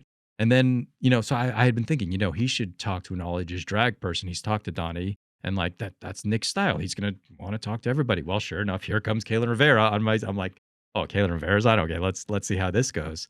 And in both the Kaylin Rivera and the Bramwell conversations, this is not you being a yes man. You are pushing back like a mother on both of them constantly, relentlessly, in a way that you really don't do with other people, just because other people aren't as ideological, right? Bramwell and Rivera, they've got hot takes for days, right? So there's a lot to push back on. Whereas we're just shooting the shit. It's a little bit different. Like there's not that much to push back on me. Maybe there is, but and you did that all. See, that's the thing, is like you demonstrated that no, you can be a real reporter. You can ask the questions that need to be asked. And Bramwell and Rivera are adults. They didn't get mad at you for asking them real questions. They just tried to answer your questions, right? There's not like maybe you did a better job of showing the local media how to do it than I did, perhaps, because you showed that if you ask real questions, nothing's going to happen to you. No one's going to say that you're hateful and bigoted. Actually, the people who are at the center of it are going to say like, oh, this is fine. We're having a conversation. It was amazing. I mean, it was incredible, dude. I could not believe that. I mean, Kaylin Rivera was saying to you, people are exaggerating. When kids transition, they go through years of therapy. You're like, no, that's not true. I mean, I remember you saying, no, that's not true. And it isn't true. You're right. It's not true. This is why it's so controversial. Kids are showing up at 14 years old, having one session with a therapist and being given puberty blockers. Maybe they're younger they got to be, let's say, 12 or something. This has been well documented. There are tons of whistleblowers who are the doctors and therapists. You're reading them, obviously. So am I. The therapists are coming forward and saying, at my job, we're giving kids puberty blockers after one therapy session. What is going on? Right? So when he said, oh, it's a long process, you're like, no, it's not true. And then he said, well, it's not, you're right, it's not true, right? He kind of conceded it immediately because it isn't true. It was amazing. And you brought so much value. And then with Bramwell, it was the same thing. First of all, the fact that you were hitting on this mixed cloth shirt thing. I also have a background in, so I grew up in a traditional Jewish family. So I know a lot about the Old Testament. It's not really relevant to my life anymore. I'm an atheist, but I have a deep background in it. So you busting that of all things out, I could not believe. I didn't know that you knew, like, you never talk about religion on the show that I've heard. And you bust out the mixed cloth, which is the biggest piece of like Old Testament esoterica. I was just like, holy shit, this is crazy. But it was a good question. I mean, it's like, hey, how come we can forget? How come we say about that rule that the mixed cloth, we don't have to follow that anymore, but homosexuality is so important. We have to stay no gay people, or no homosexuality, not no gay people. That's a good question. And he never really answered it to my satisfaction. But, I'm not a believer. Like I had the experience with him that I have, like, just with listening to the rabbis that I grew up around, where it's just like, your answer to things is that this is what it says in scripture, but who cares what it says in scripture? I don't give a shit about that. I'm living in 2023. I don't care what some dude wrote in a book 2,000 years ago. Like, show me something that's relevant to me, like right now, that's talking about my life right now, like how to blow up on YouTube. Not what's Yeah, happening. give me something tangible I can use. Yeah, like you're not helping me at all. So then you would ask him, hey, basically what I just said, how come the prohibition against homosexuality is still relevant, but the prohibition against mixed clothes isn't relevant? And he'd say, well, Peter. And it's like, I don't care what fucking Peter said 2,000 years ago. But then you were saying that you go to a church. So I didn't realize that you were a Christian and that you go to a church. That was actually revealed during that interview, which I found interesting. So what's that about? So you have like a background in the New Testament, yeah, and the Old Testament. I was brought up Catholic. Went to church every Sunday. Went to Sunday school, confirmation, first communion. I did the whole gambit growing up. At which church around here? Sacred Heart. Oh, that's right down the street. Yeah. Oh, wow. Went there for a long time. And then I think it was around middle school too. When I started pulling on those threads, a lot of things unraveled. And I just needed some time to step away from that. And so fought with my parents a little bit to try to get out from, especially the Sunday school aspect. I was ready to be done with that. So I kind of took a step back, went to church a couple times while I was in college with my sister, staying with her. We went down in Sac. But I'm definitely not a practicing Catholic. I just have that upbringing. And I've talked to a couple different pastors that have come on about it. One of the things that I struggle with religion is trying to separate how I feel about it versus what was ingrained in me as a child. I feel like that's a big point of contention for me because I don't know what I genuinely feel and what I genuinely believe and my stance on God and on religion as a whole versus these things that people told me when I was a kid and was susceptible to these other ideas and just accepted things without question. Is Bramwell's stance on homosexuality the same as the stance of the church that you grew up in? Oh yeah. Church when I was a kid was homosexuality wasn't allowed. It was very based in what the scripture said. I mean, I'm sure that's the same for you, right? When you were growing up and you were religious, was homosexuality allowed? No. So Yeah. it's interesting because I kind of realized this while researching this whole story and while watching Bramwell talk to you, is that Orthodox Jews, which is more or less what I grew up around, pretty much have the same stance on homosexuality that Bramwell does. But for whatever reason, they don't broadcast it or talk about it as much. Whereas, like, there's this whole thing people know about, like, oh, the church is very anti-gay, Whereas people don't talk about Jews being anti-gay. But even though, you know, a lot of the Jews that I grew up around, they there's no openly gay people. It's not a thing. Like you would, and if you were gay, you would have to find like another community. You'd have to leave the tribe because it's just not gonna happen. Like it's just not gonna be tolerated. You living with your boyfriend it's just not gonna be a thing, right? But for whatever reason, Jews don't catch flack in the public the way Christians do. I'm not sure. Maybe Christians it's are just the big one. maybe it's just because there's so many more Christians than there are Jews in the United States. Like, who cares what 500,000 Jews think? Like, no one cares in a country of 330 million people. But it's just interesting to me. But yeah, I mean that it's more or less the same thing. When I was a kid, it wasn't even something that was openly known that the religion it's not okay. It's something that you didn't even talk about. Somebody's gay, you don't talk about it. It's swept under the rug. It's not real. It's not tangible. That was kind of the stance of the church when I was growing up. Was it just hush hush under the rug? We don't talk about it. It's not a thing. Right. And we just go on about our day.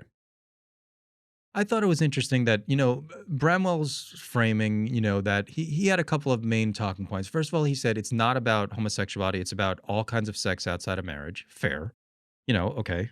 That does make him seem less anti-gay than you would frame him otherwise, because, that is a point he's making. He said, if you're living with your girlfriend, no, you cannot come in.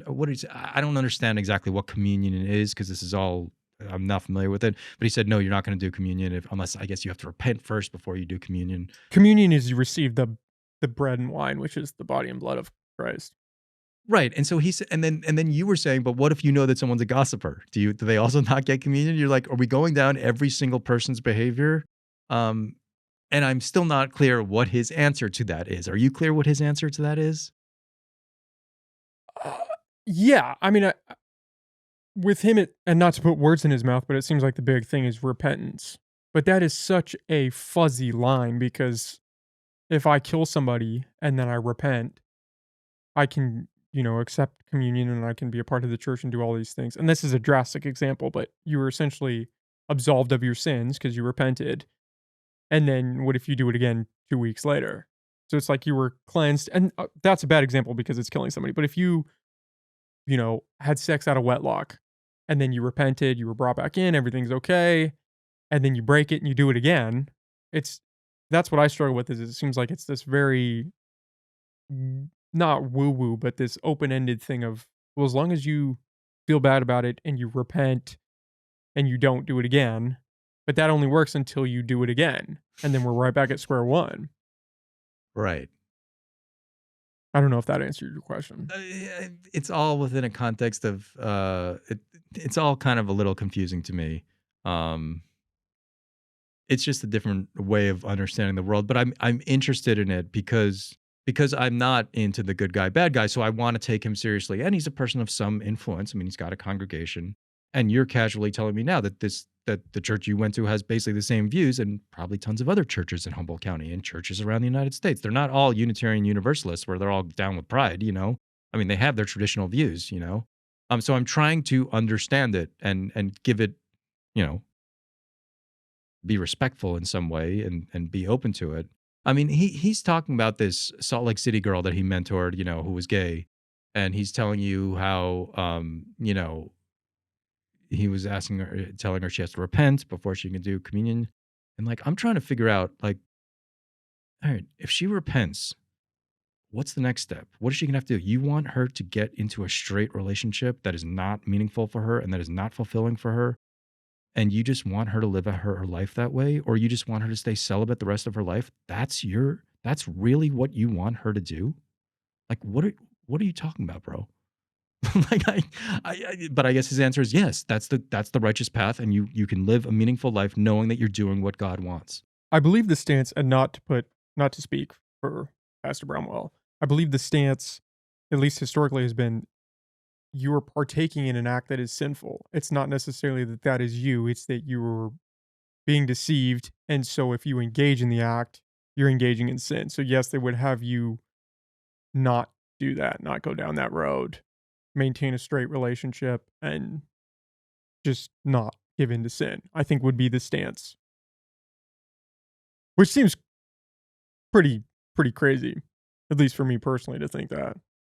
Yeah, I mean, and the dude that girl is gonna meet up with and match up with, he's gonna be cool with knowing that his partner's actually gay, but is just Doing this. just hanging with him because this is what God wants. I mean, I'm not interested in dating girls that are like that, dude. Well, even just for the girl, I mean, if she's gay, which presumably she is because they went through that ordeal, like you said, it's not gonna be a meaningful relationship. She's Yeah. not gonna be happy, and she's hiding this part of herself, which is not a good road to go down. Yeah, it's hard for me to relate to. It's just such a drastic stance to take, and you understand why they take the stance because they believe that's the word of God, is that you do not engage in this, but that just seems so crazy not to let people love who they wanna love, you know? It Yeah. just seems like such a drastic stance to take. Right around the time that he went on with you, coincidentally in my feed, um, Rogan had this conversation with Matt Walsh. You know who Matt Walsh I is? saw the episode, Okay. So you saw them talk about gay marriage. and you know what was funny when I watched that episode? I think that came out, I believe, a while before I did my episode. I remember actually thinking I was mad that they focused so much on gay marriage and stuff because I felt like Matt Walsh, he had the trans documentary, like, he had this other thing that I was interested in hearing, and then they just took this right turn on gay marriage and the stance on that, and it just devolved. And so the interesting thing is I was kind of mad that conversation took that direction, because I felt like there was so much more value, and you could just kind of write off his stance on gay marriage and all of that, which is ironic because I essentially had a similar conversation go down a similar route with Bramwell. Yeah, so you're agreeing that there's a connection between the two conversations. Yeah. Um, it was also, so the thing is that both, like, I had never seen Rogan kind of like press somebody like that. And it's also, I was seeing you press somebody also, and you're normally not really that, it's normally not as, hey, this doesn't make sense. What are you saying? Right. And so it's just weird because it shut up my feed. Like, oh, it was almost, it might have even been the same day. It was like very close. It's like, oh, this is like a new thing that's coming into my space, with people that I like to watch. So that conversation was interesting. I also really like that, you have this thing where you do the just rolling open, where whenever you hit live, you're in the middle of a conversation. The viewer just has to pick up. You guys were talking about video production, which I love because I'm tripping on this dude's YouTube videos. I'm like, what is this dude on? Like you tell me I have good production value. He is really getting into the stratosphere. He is a good video producer, really good. When I had first discovered his YouTube videos, which was right after Jefferson, when he became a lot in the news, I assumed, all right, this dude must have like someone in the church, like in the central church in like, Arkansas, who's cutting like all this stuff, doing like some After Effects stuff for him and all that. And then it comes on and he's like, no, I got into photography. And then when he was talking about the fact that he was chasing the dragon with the algorithm, I was like, oh, this is so relatable. This is why you have long form conversations, right? Because I can't demonize the guy. I can't say he's terrible when he's saying something that's like so relatable. It's like, oh, so you were chasing the dragon. Okay, well, welcome to the club, bro. Yeah. So, but yeah, so his video production is incredible. Plus, he's awesome on camera. Dude, he is a super talented media person. I suck on camera on my journalism tutorial videos. I'm trying to figure out how to be better. I'm not relaxed, and he's super relaxed. It's super chill watching his videos. Do you agree? Yeah. Well, that's what he does, is he talks in front of people all day. You would hope that he would have this ability to kind of just be on. And he does. He carries it very well. But there's a difference between giving a speech to your congregation and being on camera. There is a subtle difference. Well, that's what makes him so unique, is he has that ability to be in front of people and be natural and make a connection with his audience. And he also has the tech background of, I can create YouTube videos and put them out there and they don't look like dog shit. No, they look great. So I was happy that you guys, that was like the first thing, gave me some information on him. So I enjoyed that aspect of it. Yeah, all three of those people, Kalen, Donnie, Pastor Brumwell, they're not bad people. They just come from different walks of life. They've experienced different things. They have opinions based on those experiences. They're nuanced people. It's not a black and white, this person's good, this person's bad, this person thinks X or Y. People are nuanced. And I think that's one of the beautiful things about a format where you get to talk to somebody for a few hours, is you get to see that. How are you as far as going into those conversations? Were you, all right, I got to make sure this doesn't get out of control. I got to figure out what I'm doing. Were you more nervous? You asked me, was I nervous reporting on drag? How were you talking to Bramwell and Kaylin Rivera? I was good. I wasn't nervous. The funny thing is, hearing you talk about how I was pressing, the one thing I feel like I struggle with most in doing this is I don't feel like I press necessarily enough on some areas. And I was reading a book about like how to talk to people and how to interview people. And a powerful lesson that I learned in that is you have to treat the interview like it's the first and last time you will ever get the guest. And you have to lay all the cards out on the table. And I feel like that's something I still really struggle with, is because I want us to have a good conversation. I want us to be cordial with each other, maybe like each other at the end of it. Definitely not hate each other. And sometimes you have to ask a question that you might risk offending the guest. And I feel like sometimes, at least in the past, I haven't always done that. But as far as the conversation with them went, I'm treating it the same as I would treat our conversation right now. That's the interesting thing about Donnie, and what I was trying to get with you with that question of, were you nervous, is Donnie has entered this sphere and has been branded. Whether you believe or whether you agree with the branding or not, he's got it. It's attached to him, Big for time. better or worse right now. And I was wondering if that was on your radar, as if you were worried you were going to get branded. Because I don't feel like I'm branded, which kind of shocks me. I agree that you're not branded. I also think I'm not branded. Unfortunately, my video wasn't watched enough to create the Maybe branding. that's my problem, is I just haven't been out there enough to get the branding. The fact that I got no haters from the video, and again, like I said, I see who's sharing it, and when someone shares, I go to their profile to see what their vibe is on their other posts. It was just a lot of people who already knew about the stuff I was talking about. They had already seen the footage. They had already been pissed about how the media covered it. So I knew that there was some chance for me to get hate, but like I said, I bring on the hate. I mean, I'm just trying to do a good job here, and I've got to be. I mean, part of making the video, the other aspect of it for me was, I don't know if the right word is virtue signaling, but I was certainly signaling to my audience that, hey, when I cover a news story, I'm going to cover it fairly and thoroughly and accurately. And if all the other media goes and gets crazy, I'm not going to go and get crazy. I'm going to just do what I always do, which is give you a comprehensive look at an issue in a somewhat fair, and you can trust me.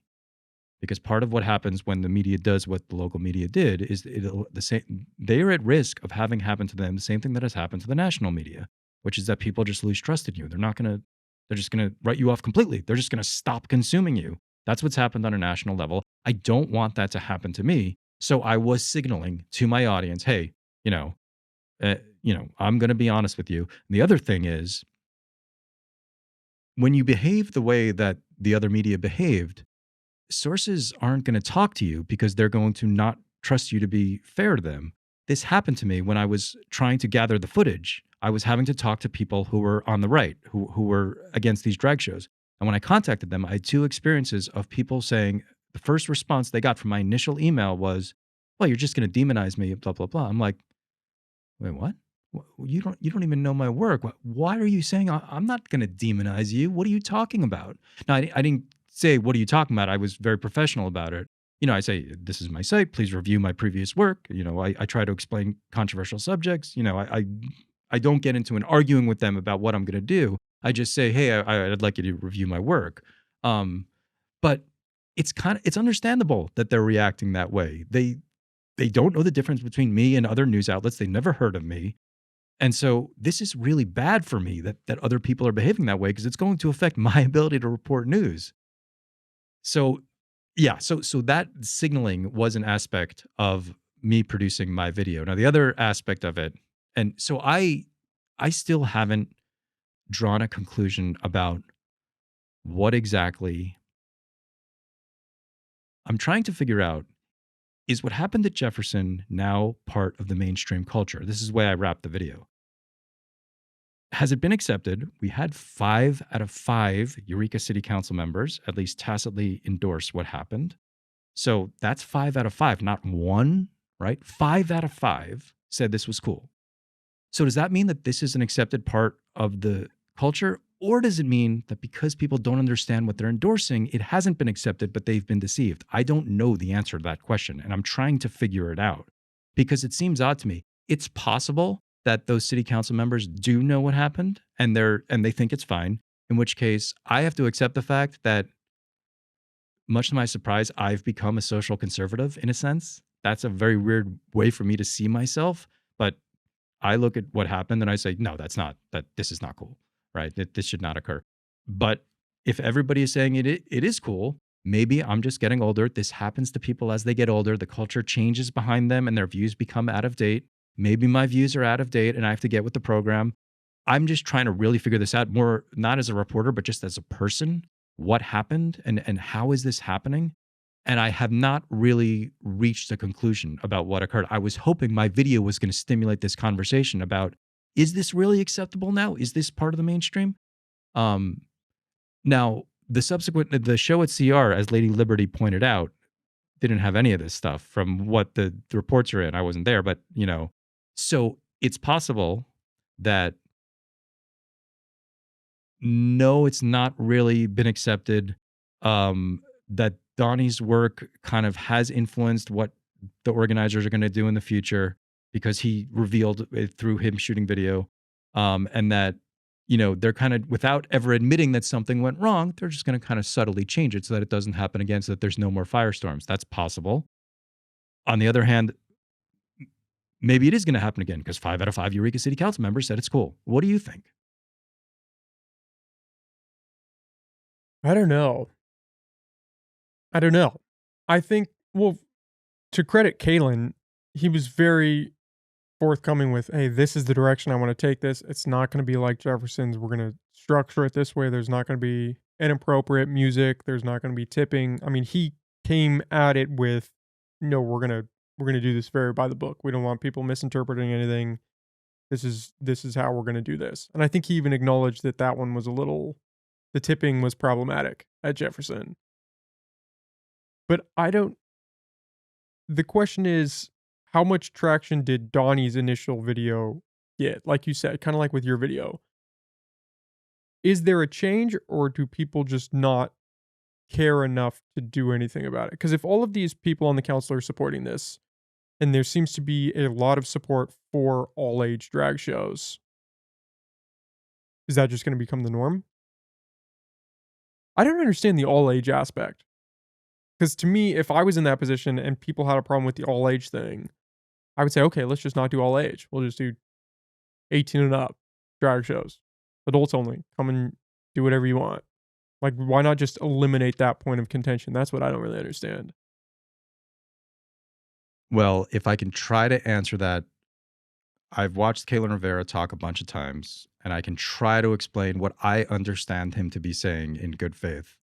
And obviously, I can be mischaracterizing him, and he can jump into the comments if he's watching. His argument, I believe, is that people are not struggling with issues of sexual orientation and gender identity suddenly, magically, when they turn 18. They are struggling with that as young kids. And so they need people who are showing them and modeling them, even when they're 12 years old, and are showing them and empowering them to love themselves and to accept themselves in the ways that they don't conform to gender expectations and they don't conform to what kind of the mainstream culture is telling them that they have to behave, how they should dress, how they should express themselves in general. And we need to make sure, because the damage can be done by the time they're 18. 18 is too late. So we need to get in earlier to inspire these kids and let them know it's okay. That's what I understand him to be saying. And it's a powerful argument. That's why he wants to have all ages drag shows. Do you buy into that argument? I'm still deciding. That's where it gets a little dicey, right? Yeah.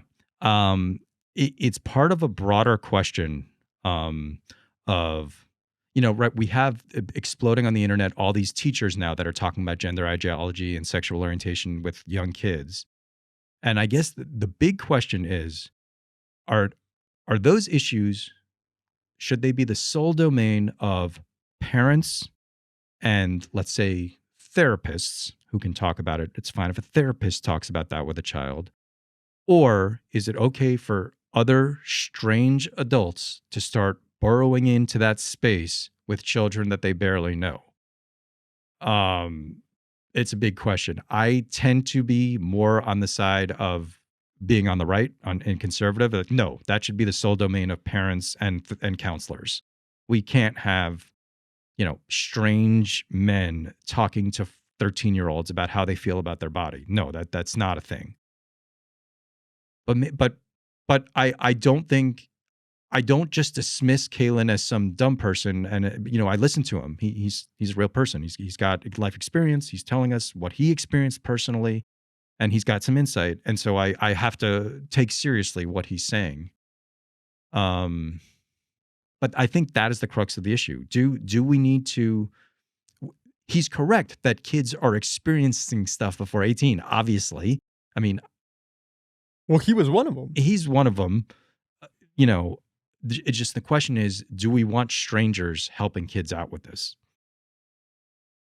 That's where it becomes problematic. Yes. And so he thinks he's doing good work by showing kids that anything's possible. You don't have to conform to the expectations. that are set out for you, and you can just be yourself. And so he thinks this is very positive. So no, he's not going to just drop all ages drag. This is important work. This is who he is. This is what he's doing. I mean, he probably thinks the all ages work is more important than the adult work. The adults can do whatever they want, but we need to inspire kids and show them that it's okay. The other aspect of it is that, like, being transgender is a very rare thing. Like, I understand that for him, it has been very positive and healthy for him. But I do think that progressives are trying to make it out like being transgender is just another lifestyle, and that that's an option open to you. And let's talk to you about it because, hey, we want you to know about it because that might be your path. And it's just there's very few people that are going to be helped out by becoming transgender. There are some people, but the left is making it out like it's enormous numbers of people that we need to. It is not a common track that is going to bring happiness. There's rare people that have this issue, but I do think this phenomenon of tons of girls suddenly declaring that they're transgender and having this rapid onset gender dysphoria thing, I do think it is a social contagion. And it's, from everything I read about it, it's just crazy. I mean, these whistleblowers, as I was bringing up before, these whistleblower therapists who are working in these hospitals are saying, we are being told by our supervisors that when a girl comes in after one session and says she's having issues with her body, we should say, well, have you thought about that maybe you're transgender? Here's some puberty blockers. And these whistleblowers are saying, I'm not going to do that. That's crazy. So it's a problem. And I don't like when people call it a right-wing panic. It seems like it's a real thing to be concerned about. I mean, there are all these detransitioners that are now telling their stories and saying, doctor told me I was transgender because I had some body issues. Then I found out all girls have body issues. You know, I mean, it's like, what's going on? What do you think? I'm just alarmed that we're doing this to children. I think you're 18 or you're whatever age society deems you to be an adult. You get to make whatever decisions you want, and you will also live with the consequences of those decisions. Hopefully, if you transition, it is beneficial for you and you live a happy and productive life and you're like Kaylin and it's something that you needed and you got it and it's good. But there are people that detransition and there are people that go through with mastectomies or hysterectomies or hormones and then a couple years later do regret it. Like, that happens. To ignore that is just insane because it does happen. Is it everybody? No. Is everybody happy when they transition? No. I mean, it's a nuanced problem. And the idea that young kids should be able to make this decision, I find somewhat problematic. I mean, we don't let kids get tattoos because they're kids, and we don't think that they can make the decision for a tattoo. But we'll let them get hormone replacement therapy or do chest binders or do these things that have health consequences. That's another problem is people like to say, oh, hormone therapy, it's like pressing a pause button, which is insane because it's not. You can be pro hormone therapy or anti, but it's not just a pause button. And to characterize it as that is just, it's not true. I mean, there are lasting consequences from these things. Not for everybody. For some, yeah, you can do it for a while, get off, and your body just naturally goes on. For other people, you can't have kids. You have hormone issues for the rest of, I mean, these are real problems. Chest binders. This is not just some inconspicuous thing like, oh, letting your kid wear a skirt if he wants to wear a skirt. And we're letting kids do this, which I don't understand. We don't let kids drink alcohol. We don't let kids go off to war, which you could argue 18, you're still a kid and probably shouldn't make that decision. But we do all of these things that are designed to protect children because we recognize that they are just that. They're children. And then it comes to arguably the most important decision out of all of those, and we let the child make that decision. We say, yes, if you identify this way, you can take these things that will alter your body, in most cases permanently. And we hope that at 13, you knew enough about the world and about your life to actually understand the gravity of that decision. And suddenly we tell adults that the role of adults and the role of parents is to affirm whatever kids say. Do we say that in any other situation? That's what parents, that's not how parents treat their kids, just to go along with whatever their kids. The whole point of a parent is to say to your kids, well, not the whole point, but a lot of what parenting is about, from what I understand, I'm not a parent, is to set boundaries and say, no, I have authority here and I have better perspective and I have more life experience and I'm not letting you do that. My mom sure as hell did that to me. So when we've both been kids, yeah, I think it would be an understatement to say we know how dumb kids are. They're pretty dumb. Yeah. Especially young kids. And they now have this insane power. And the problem is that people don't want to look at it from that objective stance. They want to believe that if a kid says this, it is 100% who they are. And therefore, you should affirm that because you shouldn't try to discourage a kid from being who they really are. And when it's framed like that, yeah. But this is a kid who 30 seconds ago might have wanted to be a dinosaur or who is going through these changes. I mean, that's the thing. I'm obviously not a girl, I'm a guy. But even as a guy, I've heard a lot that girls, when they're going through their hormonal stuff, it's a dicey time and they're not comfortable in their bodies and they go through all of this stuff. So, why would you not want to take some testosterone if you hear how great it is and it solves your problems and you feel awesome? Well, yeah, sign me up. And they're kids. I don't understand. Obviously, I don't have kids. I'm 25, but I was a kid.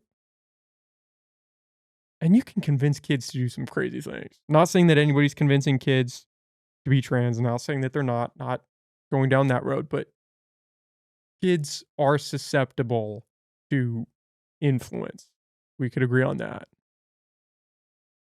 It's just weird. It is just a fascinating time to just watch. Just if you could take a step back and look at society and look at what we're doing and where we're going and the decisions that we're making. It's insane. Can I get off one more, not exactly this line of topic, but a different take on the transgender debate?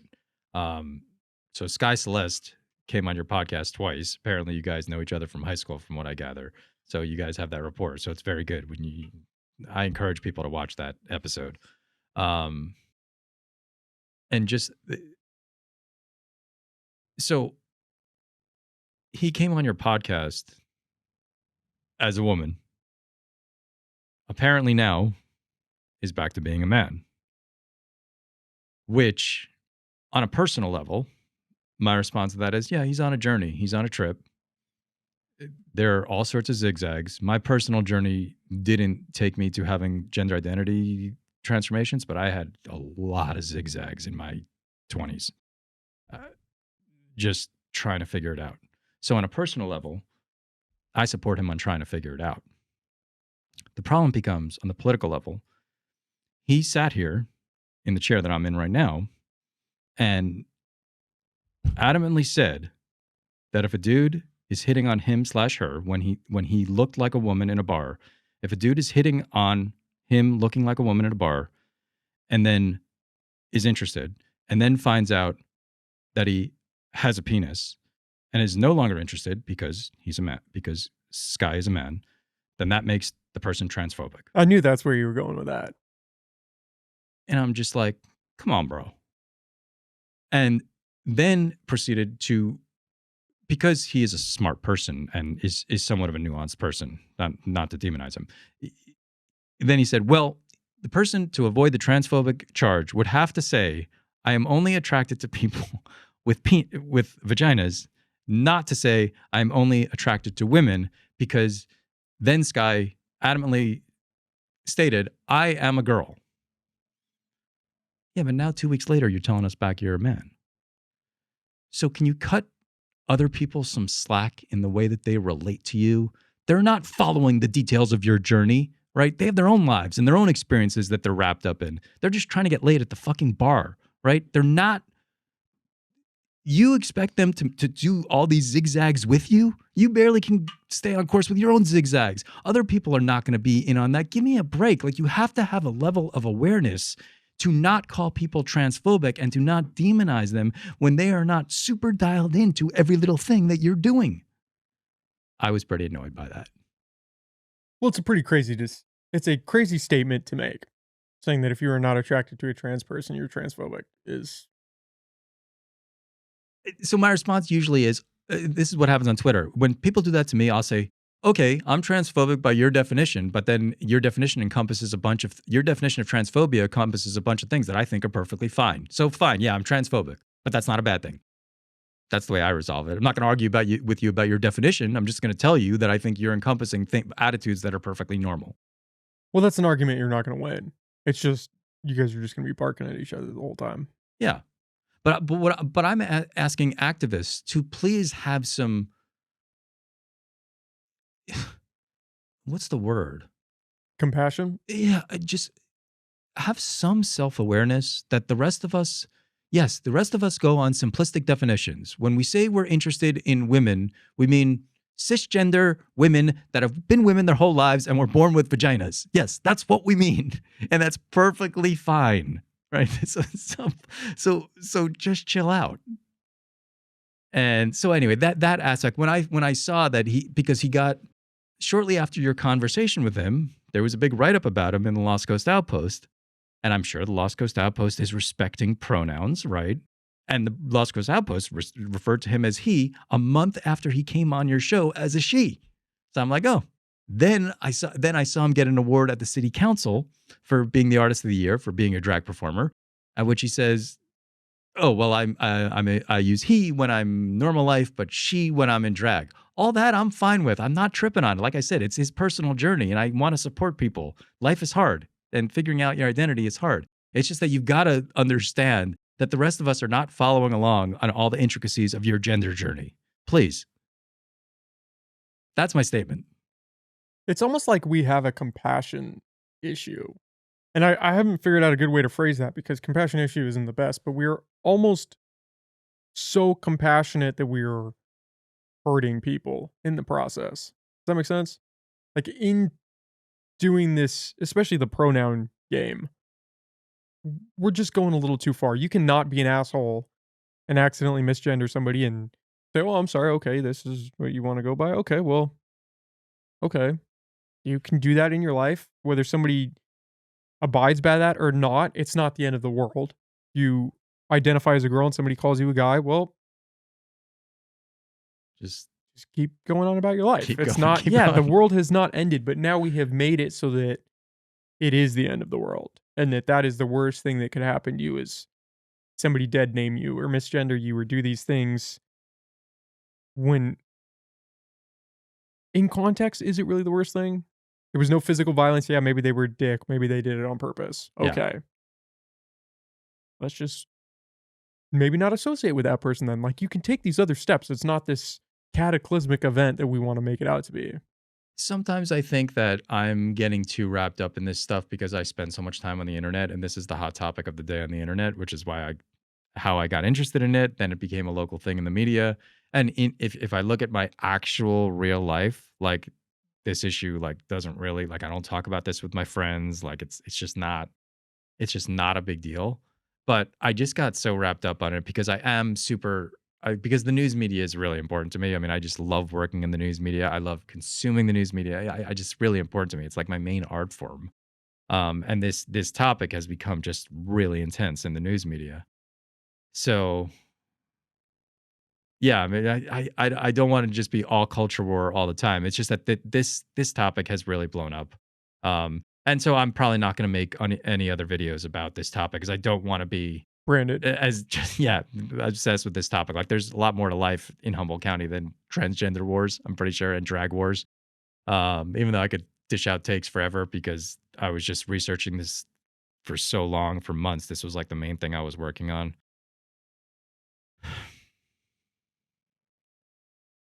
I think the only reason I'm invested to the state that I am is because now it affects me doing this.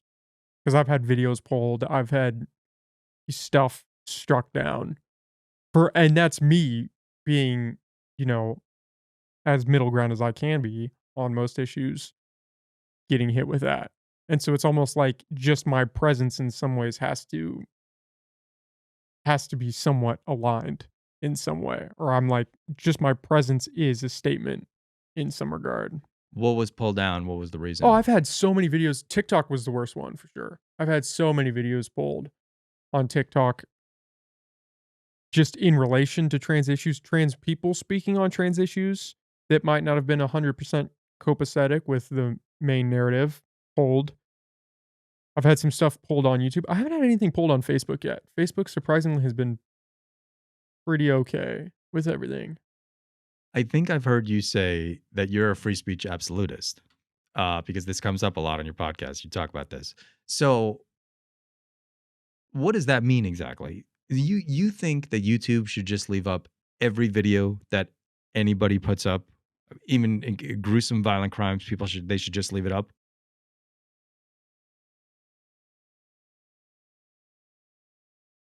I think the problem is if you don't go down that route, who gets to decide what gets pulled? I think hate speech, yeah, pull hate speech. Somebody's like as defined by the Constitution, I think that's should be our metric for the most part. Even, you know, I mean, I've seen videos of people getting shot and stabbed and stuff like that.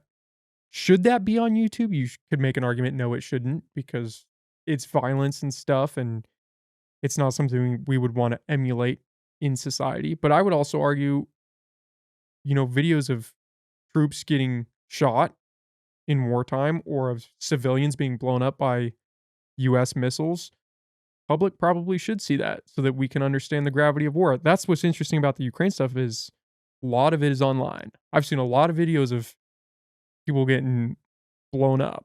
Is that good? Not necessarily. Is that bad? Not necessarily, but according to these platform standards, you probably wouldn't see those. And in terms of just straight speech, I mean, for a while you could get pulled off Twitter if you did name somebody, which is problematic. I don't know that if I'm a free speech absolutist because I'm not 100% sure what that term means. But I am pretty much pro free speech as long as it's not hate speech. As long as you're not saying, "Hey, let's go fuck this person up." As long as you're not actively doxing somebody, I think that could be problematic. Posting their address and saying, "Hey, let's go meet up here and harass this person." That's all pretty bad. But when it comes to ideas, do we really need to censor ideas from people, or do we lack that amount of faith in society as a whole that we believe they can't handle concepts? I'm a believer that if it's a bad idea, you counter it with a better one and let it play out and let people come to their own conclusions. I don't think you get QAnon if you are letting ideas battle out in their fullest. Because I think people would shit on the QAnon people and say, "Hey, you're being dumb. Like, this is what's wrong with your thing. You're down this rabbit hole and it makes no sense." I think the reason you get something like QAnon is because you suppress it and then people think, "Oh, they're suppressing it for a reason. There must be some validity." And then some guy's going to Pizza Hut with a gun thinking there's kids in the bit. You get to these weird places when you start censoring stuff because people think there's validity now. Okay, good. That is enlightening because that's not quite exactly what I thought you were going to say. So, on the specific point of people being blown up at war, not only do I think that should be left up on the internet, but I think the networks on their newscasts should have that. A lot of commentators have convinced me that one of the reasons the United States is constantly going on military adventures, although maybe not as much anymore with the rise of Trump, but one of the reasons the United States is constantly going on military adventures is because we don't show people getting blown up in war on TV. The networks have an agreement never to show it. We don't even show the caskets anymore. Right. The caskets draped in flags. We show the big overhead shot of like our missiles landing in Iraq, and there's these huge firestorms, but it's like the wide shot. You don't see actual people being blown up. Whereas in Europe, the European press doesn't have that agreement. They show people dying. Like if their country's government bombs someone, they'll show the victims being killed. And so I've heard commentators say that's one of the reasons the U.S. always has support for wars because people just don't experience it. It's for them. It's a patriotic. It's not a real thing. Yeah. So I didn't think you were going to mention that, but yeah, I agree with that. But the reason the whole censorship thing on YouTube, at least, I think started the first time I ever heard about it was when ISIS was uploading the beheading videos, and then ads were rolling, and then Coke was saying to YouTube, "Hey, stop rolling our ads when someone's getting beheaded. So YouTube, just from a capitalist profit-making perspective, was like, oh yeah, well, our big partners, it's not like Coke is being super PC or woke or, that's a reasonable request. We don't want our product associated with beheading. Come on, it's crazy. So they were just, but then they were taking down all these videos that, like you said, were just discussing Islam. Maybe we're criticizing Islam. Come on, you can criticize Islam. That's a subject of public discussion, right? So that's where the kind of gray area happened. At least that's when I first heard about it. Because back then I was watching a lot of commentators who talked about Islam, and they were just having tantrums that YouTube's demonetizing, taking down their videos when they're not doing beheadings. They're talking about a religion, which is part of just regular discussion. Well, and the problem with that is it flavors conversation. So like for me, I'm on my last warning on TikTok. Wow. And then they banned my account. They actually banned it a couple times, and then I managed to appeal and say, hey, and we got it back up, but this is my last one. And so now I haven't posted things that I don't deem controversial. I don't deem any of what I've posted worthy of being pulled. Right. Mainly, a lot of the drag stuff, I'm not even the one saying anything. It's someone that's affiliated with drag or a person who is transgender saying this, and the video still gets pulled because it doesn't align with their anti-attacks on a marginalized group. And yet, I don't really post on TikTok that much anymore because I don't want to censor myself and say, oh, I shouldn't post this because maybe this will be the one. Right. And TikTok was the platform where I was getting the most traction. And so imagine that now on YouTube where, oh, I don't want to post this. I don't want to post the Hunter Biden stuff or the mask stuff because I'm going to get pulled. So now nobody talks about it. That does suck. That is not an amazing situation. And that's the situation we find ourselves in. Is censorship is this weird thing where a lot of people don't care because they're not afraid of being censored. So it's not a problem for them. They don't care. They think censorship is good.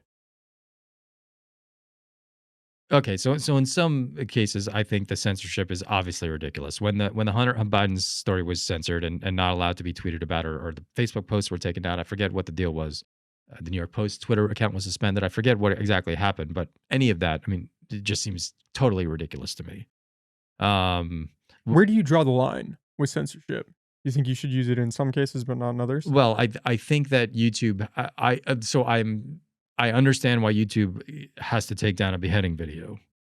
But I'm more or less probably where you are, where I would use it very sparingly. No, you can, I mean, I would say you can dead name someone. We don't get to erase history because you're having a gender exploration. And I mean, an individual person's former name, I guess, is not that newsworthy. But then again, you're just talking about stuff that happened in public. Anybody can talk about whatever they want. But I'm not an absolutist because I understand the beheading issue. And if people are like shooting video of themselves like sexually assaulting women, like it can get ridiculous. But I do want to see the deaths in war because I think that has enormous news value. I never thought of it within this context, but I think that and like I said, I think that should be on the network news. We got to show people what's happening. Not fireballs and showing how awesome our Air Force is that we dropped this bomb. Yeah, but that's a nice fireball. You know what? There's a bunch of kids with their arms separated from their body, their arms over there, their torsos over here. How about showing that? Then we'll decide whether we want to continue doing this. So I don't know. Have you heard about this kid? I think he's in the UK, and it's this TikToker, and he's making these insane videos. I mean, one of them is he's just walking into random people's houses and sitting down and, saying, oh yeah, I'm here for study groupers and stuff. There was another one where I think it's the same guy. He had a gas can filled with water and was pouring it out on people's cars as they were coming out of like a grocery store, but they obviously didn't know it was water. Right. Have you heard anything about that? No. That's not censored. That's just something you could do. Well, and in this kid's case, and he's blowing up as he's doing blowing these up. pranks. I think he was on Piers Morgan, or somebody interviewed him, and he said that because he's getting a lot of backlash for doing this, and he said the reason that people are attacking him is because he's black, not because of the content that he's producing, but because of the color of his skin. Right. Meanwhile, you're doing this. He did one where he like picked up some lady's dog and just walked off, and the lady's screaming about her dog. Like, this is how crazy. I guess this is a bit of a tangent, but this is how crazy kids today are, even in this censorship era, where as long as you can be famous, everything's allowed. You can do anything as long as you're getting clicks. As long as people are watching your stuff, who cares if they hate it or love it? As long as you're getting the views. But meanwhile, we would censor a debate over the Hunter Biden laptop or over masking or over Fauci. But this kid portraying these things that universally would be dangerous, pouring gas on somebody's car, now's okay. Censorship is just a weird line. It's just so arbitrary. For the specific pranks that you've just mentioned there, I would say they should not censor that. Because yes, by leaving it up, you're going to incentivize people to, and then it's going to become an arms race where the next guy's going to have even crazier pranks, and then it's going to start getting into like really dangerous stuff. But just from that, because the core thing that he's doing, he's not actually committing. He's not sexually assaulting someone. He's not burning someone's car. He's not doing anything. Well, I'm not bringing that up to say, oh, we should have censorship. I'm bringing that up to show how arbitrary it is. That here's this guy causing harm in the sense that there was a guy that pulled a gun on him when he was dumping his fake gas on people's cars. He almost got shot because you're doing this incredibly stupid thing. Right. Meanwhile, a calm and civilized discussion about a topic is deemed more dangerous than that. Gotcha. That is a problem. Yeah. You're right. You're right. That's the world we live in now. Yeah. Oh man, TikTokers. Yeah, an arms race and pranks. That could be dangerous.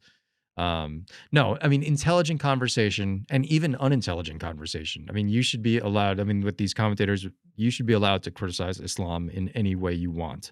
I mean, Islam is an idea. I mean, it's a religion. It's not even a person that can be harmed. It's just a way of understanding things, like criticizing capitalism or wokeness or anything. I mean, it's just, to censor that is really bad. I mean, that was terrible when they were doing that. They were justified in censoring the beheading videos, but then when all my commentators that I like were, who are intelligent, were getting censored, yeah, I was pissed.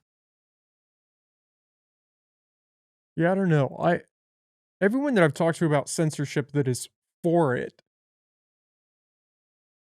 there seems to be a disconnect between the idea that somebody is going to be making that final decision. And while the decision might be on your side today, odds are it probably won't be in the future. And there doesn't seem to be an ability to contextualize that to some degree. That, okay, yeah, they're censoring this today. That's great. Let's give them the censorship power. Let's let them wave this magic wand, pull whatever they want. It's only going to be beneficial to us in the long run. Well, I mean, and it's also this argument about, okay, all these social media platforms are private companies. That's the private property. That's another argument. They can do whatever they want. And that argument, I mean, people say, well, no, it was alarming when Trump was taken off Twitter. I was like, all right, this is really... As the president of the United States. This is really a massive problem that the president has just been yanked from Twitter. I mean, this is really bad. I mean, I'm generally private property rights guy, so I am partial to saying, hey, it is their company. They can do whatever they want. But I am also sympathetic to, a lot of populists, and it's populists on both the left and the right that are saying now, no, that this is like a public good, that it's become so important in our lives that you can't just call it private property and say, hey, they can do whatever they want. No, we have to regulate it. And that is coming from both Republicans and Democrats, some Republicans and some Democrats. It's not just a right-left issue. It's complicated.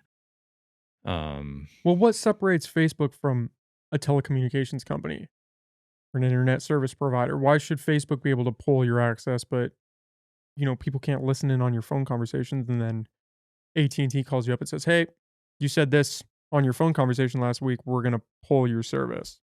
Because I thought that the like phone companies and the electric and like the gas and electric companies, they are granted a monopoly by the government because they are given the rights to like string their cables on the streets. So the government is already in bed with them. So the government therefore has the right to tell them, if you want this privilege, we are now telling you, okay, these are the conditions of the privilege because you're using the public right of way to string your gas lines and to string your phone lines. Facebook isn't using public property to do anything. Yeah, but the government's still pretty intertwined with social media. They should be able to pull some strings. They don't want to because it's beneficial right now.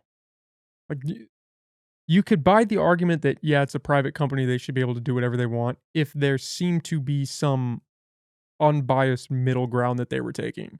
But that doesn't seem to be the case. It seems very directed and structured along a political ideology and A- along a belief structure attached to that ideology. And that take of yours comes from the Twitter files? The Twitter files, yeah. I mean, that it's definitely apparent in that, but it comes from, I mean, I think it just comes from you watching who gets polled, what gets censored on these platforms. I mean, nobody's censoring hormone therapy for 13-year-olds. Right. Nobody's censoring that. Nobody's censoring all age drag shows. Nothing like that. But I mean, I keep going back to like the Hunter Biden stuff, or I mean, take that for what you will, but things that are on the left and are accepted by the left but not by the right are okay, and things that are accepted by the right and not the left are not. You know? And is that because the people that run these tech companies are themselves on the left, or is it because the deep state is filled with progressives who are just kind of the ones who talk to the tech companies? I think it's just a money thing. I think most of these tech companies are in blue states, and so they align more blue. I think there are more people. I mean, aren't there more Democrats than Republicans just on a Yes. statistical basis? Yeah. Yes. So if you're trying to appeal to most people, screw the minority. Let's do what aligns with them. And most of them want most. I don't even know if I should say most Democrats, but a lot of people that I've talked to about censorship that are pro it do align left. They're Democrats. I haven't found that as much with people on the right, which I think says something. That is interesting. Yes. I mean, the like free speech movement of the 60s was like centered in like Berkeley among like, hippies who were, women who were Left-leaning people left-leaning arguing people. for free speech. Yeah, and College campuses. It is definitely switched to free speech is definitely like the mantra of the right at this point. Which is fascinating switched. that has changed. It is fascinating. That has definitely been a big switch. And I don't know why. You had this group that was adamant about speaking your mind and speaking truth to power and doing all of these things, and college campuses being the grounds for free speech. And now it's just flipped on its head. Like, nope, it's not free speech. It's speech that we agree with that can be said. I have to go back and read. So I have this commentator. The commentator that I'm like my number one guy right now is this guy Richard Hanania. Do you know who he is? Mm-mm. So he's got a Substack. He's a former college professor who left universities because like a lot of people decided you can't actually do like open inquiry in universities. He's a great writer. He's got really interesting takes all the time, and he's got this one. He put up this one post. I think it was called like why liberals run everything, or he was trying to explain why liberals dominate the culture and why they dominate the media and why they dominate the like universities. I don't remember the specifics of his argument. I'm just free associating, but I know I have to go back and read that post because it's relevant to what we're talking about, how progressives take over everything. I'll have to check that out. Yeah. Anyway, yeah, Richard Hanania. He's an interesting commentator. Because I don't know. I don't have an explanation. Yeah, you're right. Democrats are the majority, but not by so much. So I don't think that's a good enough explanation. I mean, yeah, there's statistically like, I don't know, there's like 4 percentage points more Democrats than there are Republicans. I don't think it's the sole issue. I think some of it stems from the issues themselves and the aligning on that. Because I think if I don't know. It's just fascinating that the group that arguably was the most behind it now seems to be so anti it in some regards. And how that shift happens, I don't know. Well, I mean, and also in a larger sense, and people have pointed this out, but to a certain extent, like Trumpism became the new punk rock. Like Trumpism gathered the energy of people who were angry at the establishment and angry at the corporations, and this was on the right, which was weird because you know punk rock is supposed to be on the left, right? You're supposed to be radical. You're on the left, but with the rise of Trump, it's one of the many ways that it just things shifted. Um, and I find that really interesting when people say that MAGA is the new punk rock because I see it in a lot of it does manifest in a lot of ways. Even like Donnie, because Donnie is like he's a very good embodiment, I feel, of MAGA. And when they were talking about actually their political beliefs, it was like the second half of the conversation with Lady Liberty and Donnie. When he actually got into like why he supports Trump, I thought it was quite interesting and good, and it was an insightful conversation. But his kind of like, confrontational, antagonistic, everything sucks is like, it's not conservative because conservatives want to like they want to conserve what we have and they don't want much change. He wants change, right? He's fuck the man, he's very aggressive. So it's interesting how that has shifted. Do you think that in 2024 Trump's going to win? You had to make a bet. Put it all on red. I have no idea. I hope DeSantis gets the nomination. I'm not going to vote for Trump. I'd probably vote for DeSantis. It looks right now, DeSantis looks like he's doing terrible. His announcement on Twitter flamed out from everything I've read. So it looks like it is going to, I don't know what's going to happen. What's your prediction? I have no take. I don't know. I think that, I don't know. I mean, people love him. People love him or they hate him.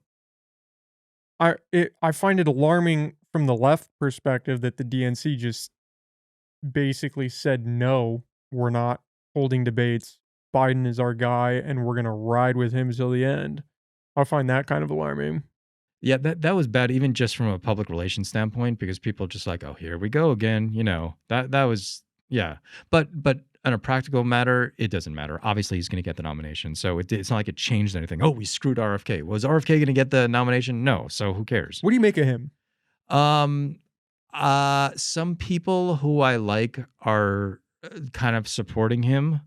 But from what I understand, he's somewhat of a crazy person and has been saying crazy things in his whole life. And he got one thing right, which was COVID. He said some true things. I think he went a little bit crazy on other takes. He got some things right about COVID, but that doesn't, okay, good. You're one for your last 66. Like that doesn't, I'm not with you because you got one thing right, even though that one thing is important to me. But I admittedly have not followed what he's doing and saying in his whole career. I've just read various little commentary pieces. What about you? I haven't dug into him as much as I should. I like his COVID stance. He does think that the CIA whacked JFK, which I do kind of align with that. Okay. I don't know. We can't. The fact that they're trying to stump for Biden this hard if you just watch him for a few minutes, watch him give a speech, watch him walk around, he's struggling. People don't like to bring up the age thing because for whatever reason to acknowledge somebody's age now is ageist, but the guy is not doing great. At what point do we consider this elder abuse? Just propping him up, letting him do his thing up there and then hiding him away. You could, even if you're a Biden fan or, you just hate Trump and you would accept anybody. The fact that Biden and Trump are our two main guys right now is pretty sad for us as a country. It's a disaster. When I said that I would support DeSantis, the main reason is because of Biden's age. It's obvious that he's having trouble. He's going. And people don't want to acknowledge that. The election isn't for another year and a half. That's another year and a half of decline. And then you're talking about 4 years after that. And God forbid he dies and Kamala Harris is the president. Yeah. What does that look like? it's just a crazy scenario, but it's realistic, and we got to stop doing this. We got to. I don't think other countries do this where their two candidates are in their 70s. What is going on? What is going on? I don't see other countries doing this. Like, at least one of the candidates is usually like in their 40s and 50s. I don't know what our deal is. There's got to be some sort of like psychological breakdown of what's. We have parent issues. We have daddy issues right now as a country. We're apparently struggling. But it hasn't always been like this. Like it's not like it's not like the candidates have always throughout American history been in their 70s. It's been normal. We've been like other countries, and now we seem to have this problem. Yeah, just being that old. It's at least with Trump, you could make the argument that he seems there, and he seems like he's got more energy. Biden is just. I know a ton of people that don't even want to acknowledge that he's struggling. They're like, nope, he's our guy. He's doing great. He's got our vote. I do think that if you compare, and I've seen videos where basically they compare the way Trump behaves now to how he was when he was younger, and no, I think there is a difference. Now, I don't think the decline is as intense as Biden because he's basically, but he's not. He was a much better speaker when he was younger. Like now, he's not able to speak quickly and consecutively and make coherent points. And now we just accept that about him. But back when he was young, he was able to do that. He was a much better speaker when he was young. So I do think there has been decline for Trump. I just don't think it's as much as Biden. Yeah, I would buy that. And with Biden, not to just shit on Biden, but I'll take my second here. Everybody just knows that he openly plagiarizes speeches. Done it for a long time, lied about random shit, and yet the left tries to take the stance of we are the arbiters of truth and justice, and the figurehead for the party is this guy that just lies about everything. He's like the George Santos, but not quite as bad. And so we're just going to kind of brush everything aside. Plagiarizing MLK speech, like all this crazy shit, lying about where, like, graduating with credentials or some shit like that, and it's just not talked about. But if that was Trump, we would be beating him over the head with that. Do you think he's intentionally lying, or is he just kind of losing it and kind of getting confused and just kind of like having a jumble? No, he's lied back when he was like well put together. Okay. There's tapes of him lying just about shit to make himself sound better. I think that's just grimy political stuff where you just lie. And back then you could lie because there was no internet. There were a couple videos where he's younger and he's lying. So, but I think that's just the era that he grew up in. You're just a politician. I mean, the guy ran for president how many times? 3 before he actually won? Did he run for the first time? Was it like, when was the first time he ran? It wasn't 88, was it? I think it was even before that. I think it might have been, I don't know. I get confused with this history. I want to say he's run like 3 times. Yeah. And you got to think, you ran 3 times and you couldn't do it. Right. And that's back when you were a little more spry.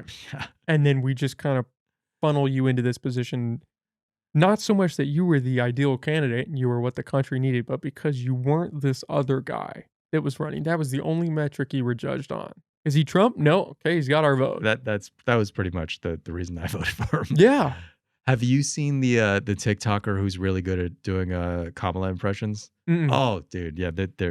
When I first discovered her, I was just watching her on loops. I was watching. Have you listened to her give a speech? She just makes no sense. It's painful. It's like, what are you talking about? She's just making no sense and just saying a lot of words, but not actually saying anything, but all the time. Yeah, and this impressionist does a good job of capturing that. But she has all the mannerisms down. She has all the laughs down. It's just really good. That could be the next president. Yeah. We'll see. It's a scary thought. Yeah. We're struggling. As a country, we're struggling. Yeah, I mean, unless Biden changes his vice president, I mean, he could do that, but I doubt that is just saying that there's a problem, and no one wants to like admit there's a problem. I mean, people were speculating that Trump would dump Pence for his reelection in 2020. He didn't do that, so that's pretty unlikely. But the reviews of her as vice president have been terrible. I mean, that you know. It's interesting how quickly she flamed out. Well.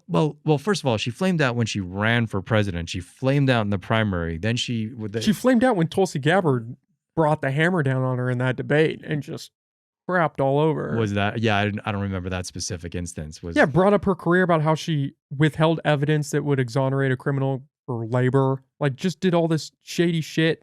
Locked people up for marijuana and then was joking about it and saying, yeah, I smoked a joint. Who didn't? That annoyed me. Just shady political shit. Yeah. And she went bowed out of the race before there was even the first primary or caucus. She was a total flame out. And when people were like, when the kind of campaign season started, she was like the hope of the Democratic Party, you know, black woman, she's going to kill it. No, she flamed out. Then she got picked for vice president. I was just like, what is going on? So I don't know, but do people really vote based on the vice president? Maybe when your candidate's 82 years old, they do. I don't know. But for me, it's just, you know, DeSantis, like I haven't really started following what he's doing that closely. So among the people that I trust, there's definitely a split as to whether he's generally good or generally bad. There's definitely some critics who I trust, and then there's definitely some supporters. But in general, he seems to me to meet a minimal level of competence, and he's in his 40s, not his 80s. And that's a big deal to me because I want someone who can do the job and be organized and delegate and manage and, you know, run. It's kind of a big job. It's important. And kind of important. I don't want an 80-year-old man doing it. I would trust him in his mid-40s. If it's Biden or Trump, I dislike Trump so much that I would go with Biden. But if DeSantis, to me, seems to be passing my minimal test of, okay, this guy's fine. I feel like that's a little ageist of you. It's very ageist. But age is a reality. Well, what do you want me to do? I can't pretend that someone is not declining when they're obviously declining. Yes, it's ageist. Sorry. It's a weird time. Yeah. It is a weird time. Well, Eric, we can wrap this up, man. We put in some time here. Obviously, I had a great time. I was doing your on, man. We'll have to do this again. Hopefully not at a 6-month interval. We'll bring you back on a little quicker than that. Well, thank you for bringing me back at all. I really appreciate it. Absolutely, man. This was a lot of fun. Do you want to plug all your stuff, where people can find you, your YouTube channels, articles? Yes. So my Facebook is Arcata News, and people can watch my video, which again, the latest one was about the controversy over all ages drag in Humboldt County and how the media, I analyzed how the media is reporting on that story, which I don't think the media is doing a very good job. And I tried to demonstrate why in the video. So that's at Arcata News on Facebook. I also have the same videos on YouTube. Arcata News is the channel on YouTube. And then if by some chance we have people who are news reporters, especially TV news reporters, and they want to get better at writing stories, my YouTube channel is TV News Writing Tips on YouTube, TV News Writing Tips, where I produce journalism tutorials where I help you write better TV news scripts. Okay. Eric Black, a lot of fun, man. I always appreciate this. We're out. See you next time.